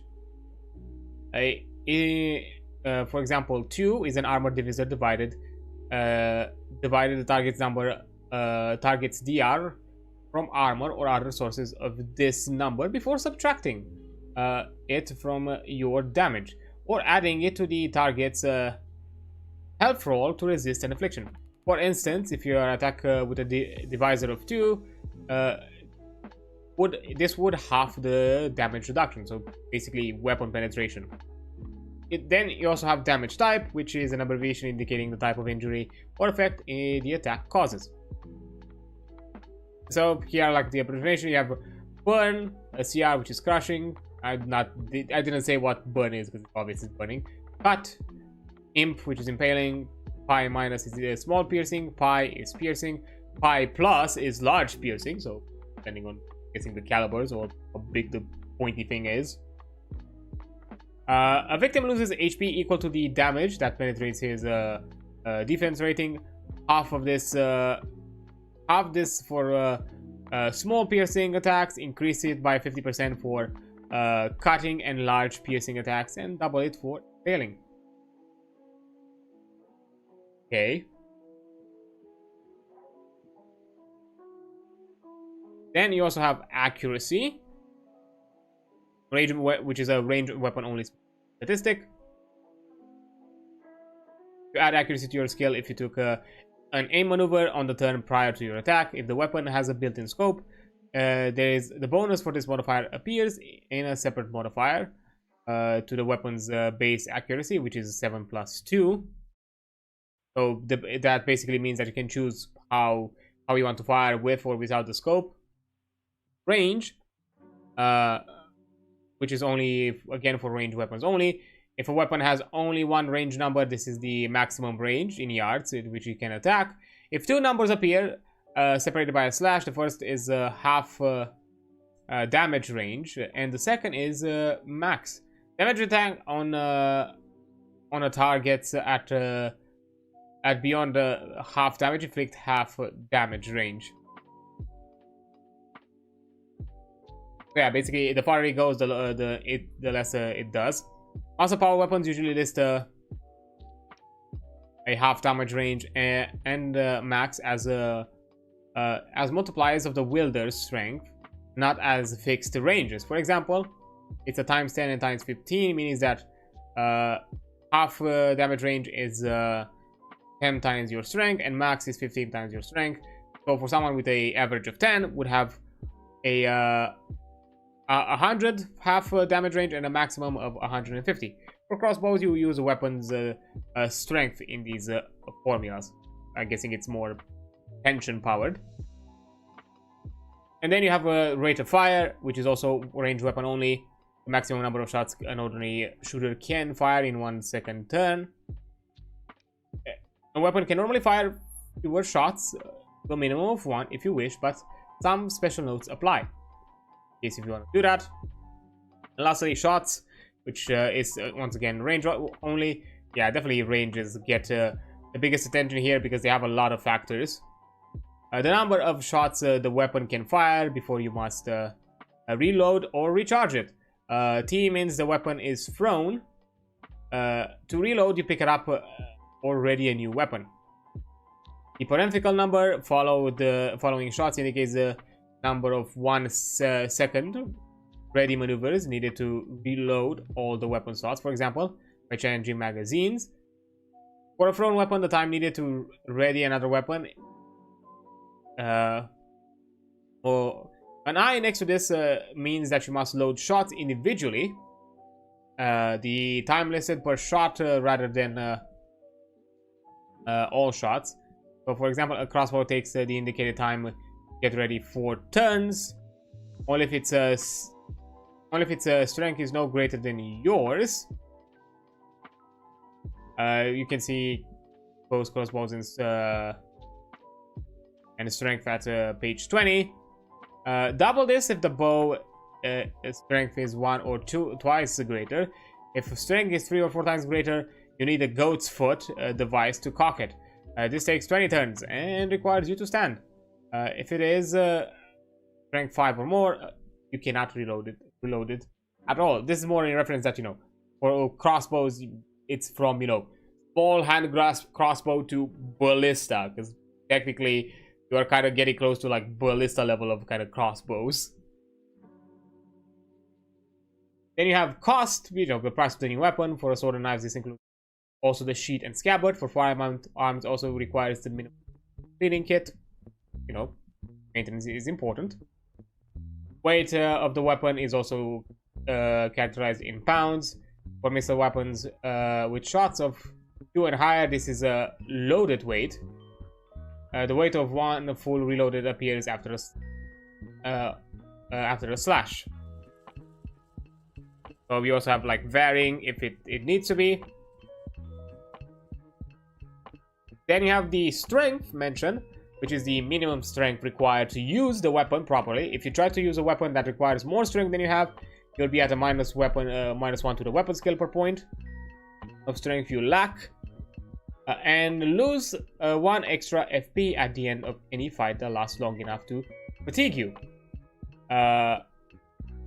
For melee weapons, your effective strength for damage purposes cannot exceed triple the weapon's minimum. For instance, a large knife has a minimum strength of 6, so its maximum strength is 18.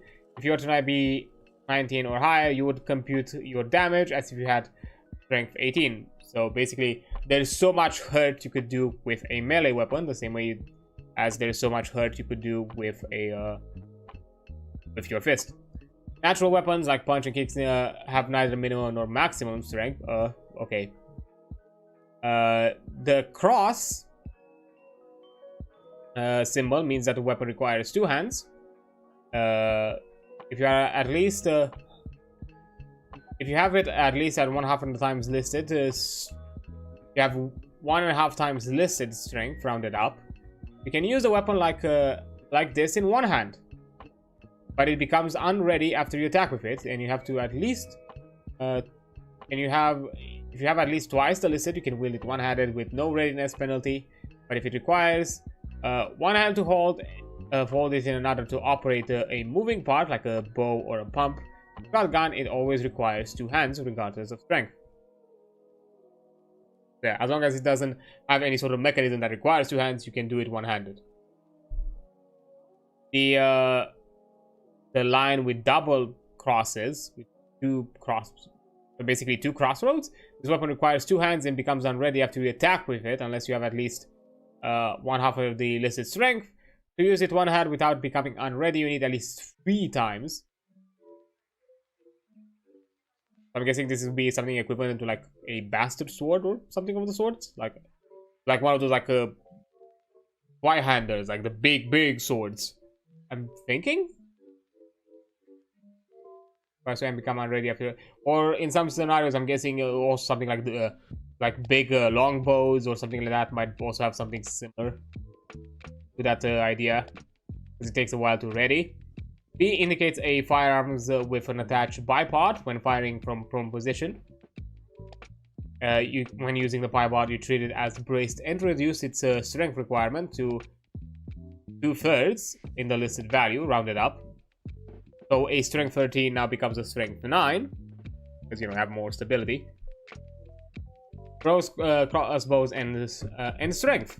Bows and crossbows have their own strength value, and you use this instead of your strength to determine the range and damage. You must specify the strength of such a weapon when you buy it. You can always use a weapon that is weaker than you. You can use a stronger crossbow, but it does more. It does more damage, but it takes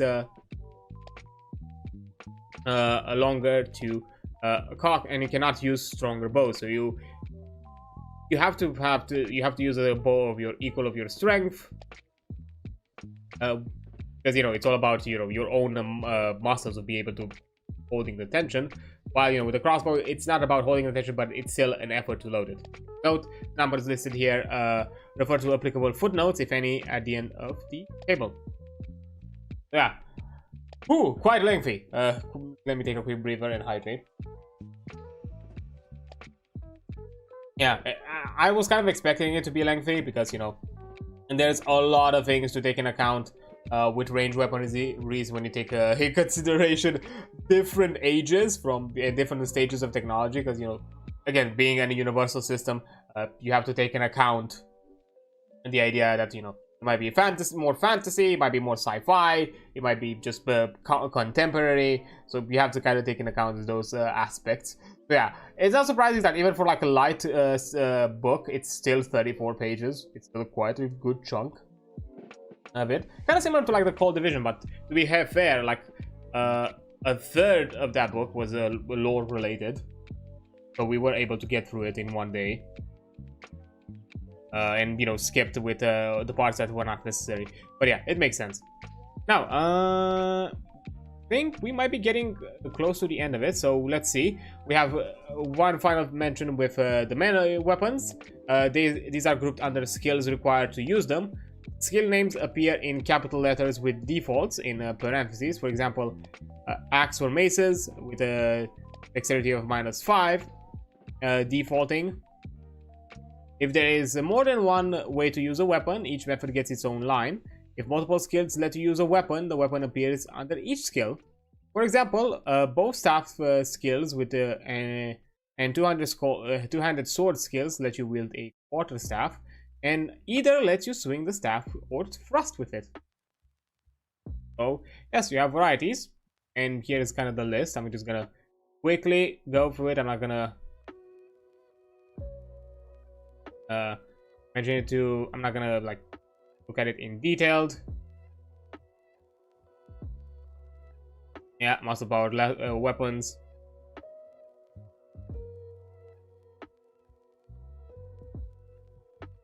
All the accuracy and all that bits of it. Quite a lot. And firearms. Guns and pistols, okay. Guns, rifles, and guns, shotguns. Yeah, makes sense. Sniper rifles, I see. Ooh, 96. That's a lot of damage. But yeah, that actually, but yeah, that's kind of the end of it. The end with the list of the weapons. Guns are commonly available in Technology 4 and basically at Technology 5 or higher. Beam weapons appear in late Technology 8, mostly for vehicles, and it may become more commonly by 9 and ubiquitously by 10 or higher. Beam weapons, I'm guessing it refers to something like sci-fi things. Firearm is any gun, rocket, or beam weapon that rely on muscle power. Yeah. So basically, you could maybe do like a technology-free firearm if you had like the right skill set and the right connections. Like that's when it would be like known as cutting edge and maybe experimental and not definitely not efficient. While with technology 4, commonly available but not to an immense degree. While technology 5 higher, probably it refers to kind of how we are dealing with it today, where certain types of firearms can be acquired by a common man pretty easily, while guns in this scenario in a technology 4 could be acquired mostly by people of certain professions, but are standard. Yeah, available by a certain profession, but still standard of that profession. Because yeah, it's the age of sale, flintlocks. And yeah, medieval, you would have them because there have been examples within the medieval age. I think the Asians, because it is gunpowder was initially used, was first ever recorded by Asian kingdoms.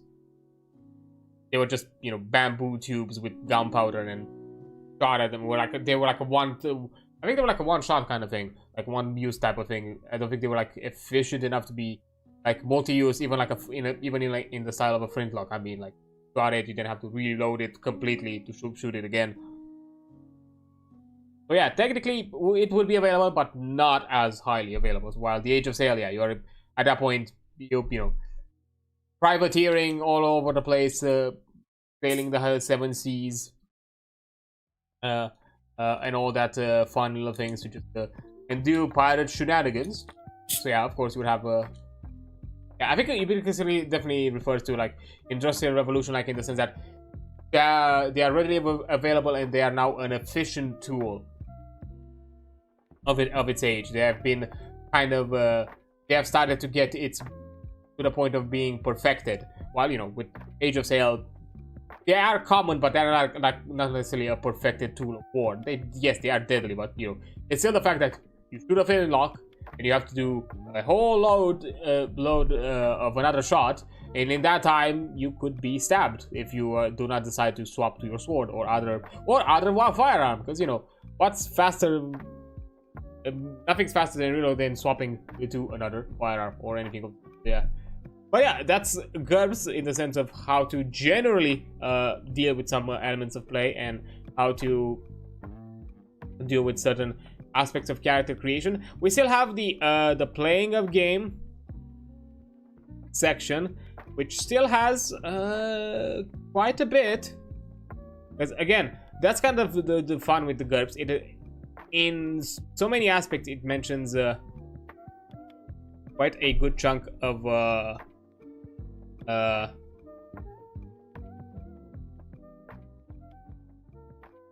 it offers a good chunk of detail for every sort of topic. Like defenses, you have different style of defenses, attacking, different style of attacking. We haven't seen here like already how granular it got just by describing weaponry. But again, I think maybe if I was a bit more smarter about it, I would have probably left equipment as part of next week if I knew. If I maybe would have jumped to the conclusion faster, but it's fine. So we would have had a bit, I think, more closer to half and half for today. I think, yeah, I think that would have been a lot more closer to like half and half content coverage. But oh well, that's fine. That means that next week is probably gonna be a shorter stream of GURPS. Who knows? We might do some other shenanigans as kind of like a filler of some sort. But yeah, GURPS is an amazing system. I've been recommended to look into it many a times, and personally I do want to actually at some point get the opportunity to get like a full edition, just because I love the concept, I love the granularity, and it allows me to then inspire myself in how I want to do my own things and create my own concepts, being that it's universal. And a lot of systems and game books and source books and other like themes based around it are used within this system. Like it even mentioned here, over 200 different books have been published of GURPS, 8 different languages so far, because it's seen as quite a good standard, a good role-playing standard. So you know, it's worthwhile. Also, hi there, how you doing? Came in quite at a, I don't know, late question mark hour. I'm saying it late just because I'm not sure for how long I'm just gonna be vibing around. Right now I'm decided to kind of put a stop of reading more through GURPS. I'm gonna leave the playing the game section for next time, because it's already a bit much, and another 10 pages to 11 pages, that would be a bit lengthy, and I don't think I have the energy right now for it. Continue. Who knows? I might not even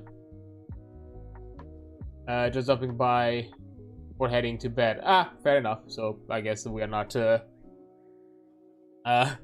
we're not too different from each other right now, because yeah, I'm also currently judging to end this. Yeah, maybe if I was a bit smart about it, I would let equipment as part of playing the game, because it definitely was a bit more in-depth in game coverage. But oh well, it's fine. Next 10 pages for next week. I'll see how we can extend it. Probably I'm gonna yap a bit more about it, figure out a few topics. But yeah, also kind of, I guess, also like slight apologies that we had to like off the cuff so swap what game system we talked about. I completely forgot that the PDF for Mithras has my full ass legal name on it, so and I've not edited it out of the PDF, so yeah, sorry about that. I completely fucking forgot. Good thing, although I caught it before I've actually swapped to that screen, because that would have been bad. But yeah, I think this is a good spot for me to kind of get myself onto this screen. But yeah, as I mentioned, recommended GURPS definitely for anyone who's looking to get a more, if there anyone who's interested in playing their own system, playing their own stream.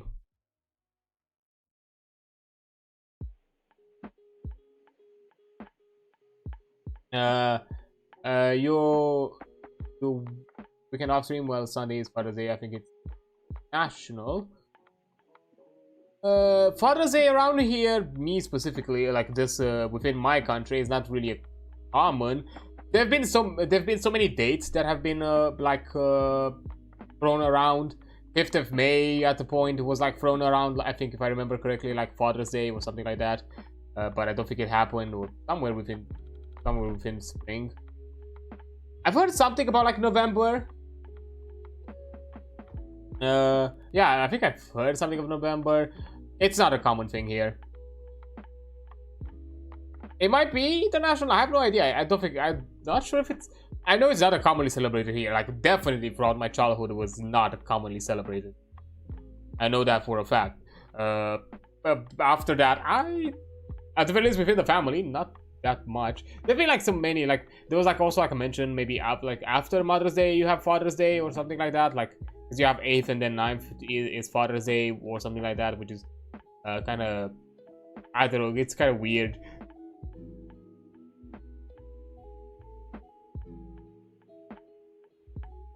Or something of the sorts. I don't know. I can say like it's not that. And to be fair, I don't usually stream on Sundays unless I'm doing some sort of collab or I have like something special there. But otherwise, I don't do a stream on Sundays. I just have my son. As it currently stands, I'm gonna go back to Monday, Tuesdays, and Friday, Saturdays. That's my usuals. 4 days a week. That's it. So I have no idea. If it is Father's Day, well, to be fair, I would have not streamed anyways. So I guess I could say a happy Father's Day to my dad in that time. So that works out. I don't know. Not sure. And even right now, with as well as with general collabs or ideas that have been kind of thrown around or discussed, I think so far that would push towards like something to be happening on Sundays. You know, only exception is the actual play whenever that's gonna come back around, which is gonna be mid next year at best. Mid next year, if not even a bit later. But even then, that's not something I stream on my end. This is technically something like ttrpg related that I should be working on my side of things, but a bit later. Not now. I'm still putting myself together after that, getting out of my debts, and now I have to figuring out other shenanigans. But yeah, so now before I go and page here, so let's see, who can we raid? Or we are off for the races. Anybody doing anything ET or RPG related? Not necessarily tabletop, just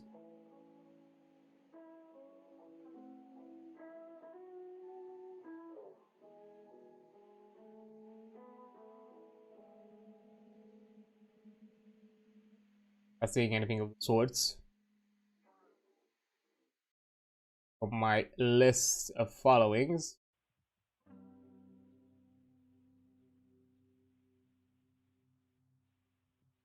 Check. Come on. I'll give it a look. See, I will accept a suggestion. I've been a bit more careful with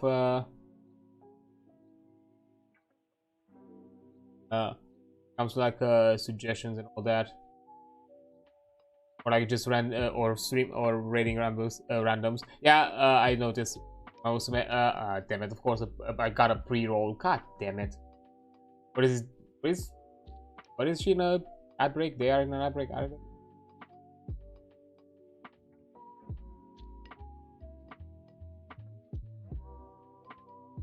I think it was a pre-roll.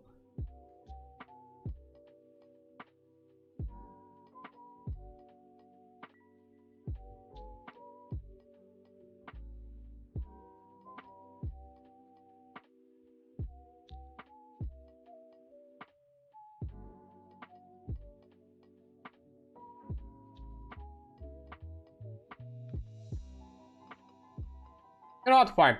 You suggested her. I'll take it this time. I'll take a suggestion this time around. I'm a bit wary when it comes to suggestions, just because I like to also get a bit of a vibe of the person beforehand. But this and this is an acceptable suggestion. Why not?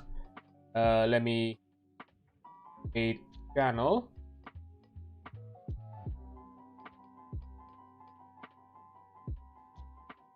Let's start rating. So there we go. For anybody new here, when it comes to rating, this is the usual message we send around. The first one is for those who do not have access to the to the sub emotes. The second one is for those who do. Copy and paste because I don't have bot subs of any sorts. Did I mute myself? No. I'm here. I'm talking. I see the audio on my OBS. I'm not fooled this time around. I see the audio. What? Property. Yeah, I'm on the right mic.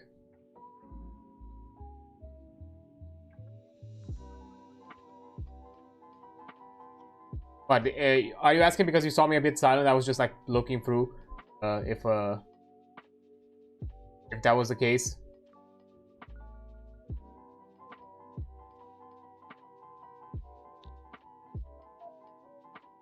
I think I'm fine, right? Now I'm second guessing. I know I'm at the end of the stream anyways, but I'm kind of...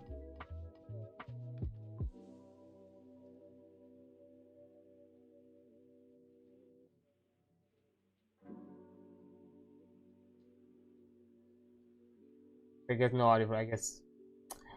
Oh well, I'll figure it out. I'll look into it. Yeah.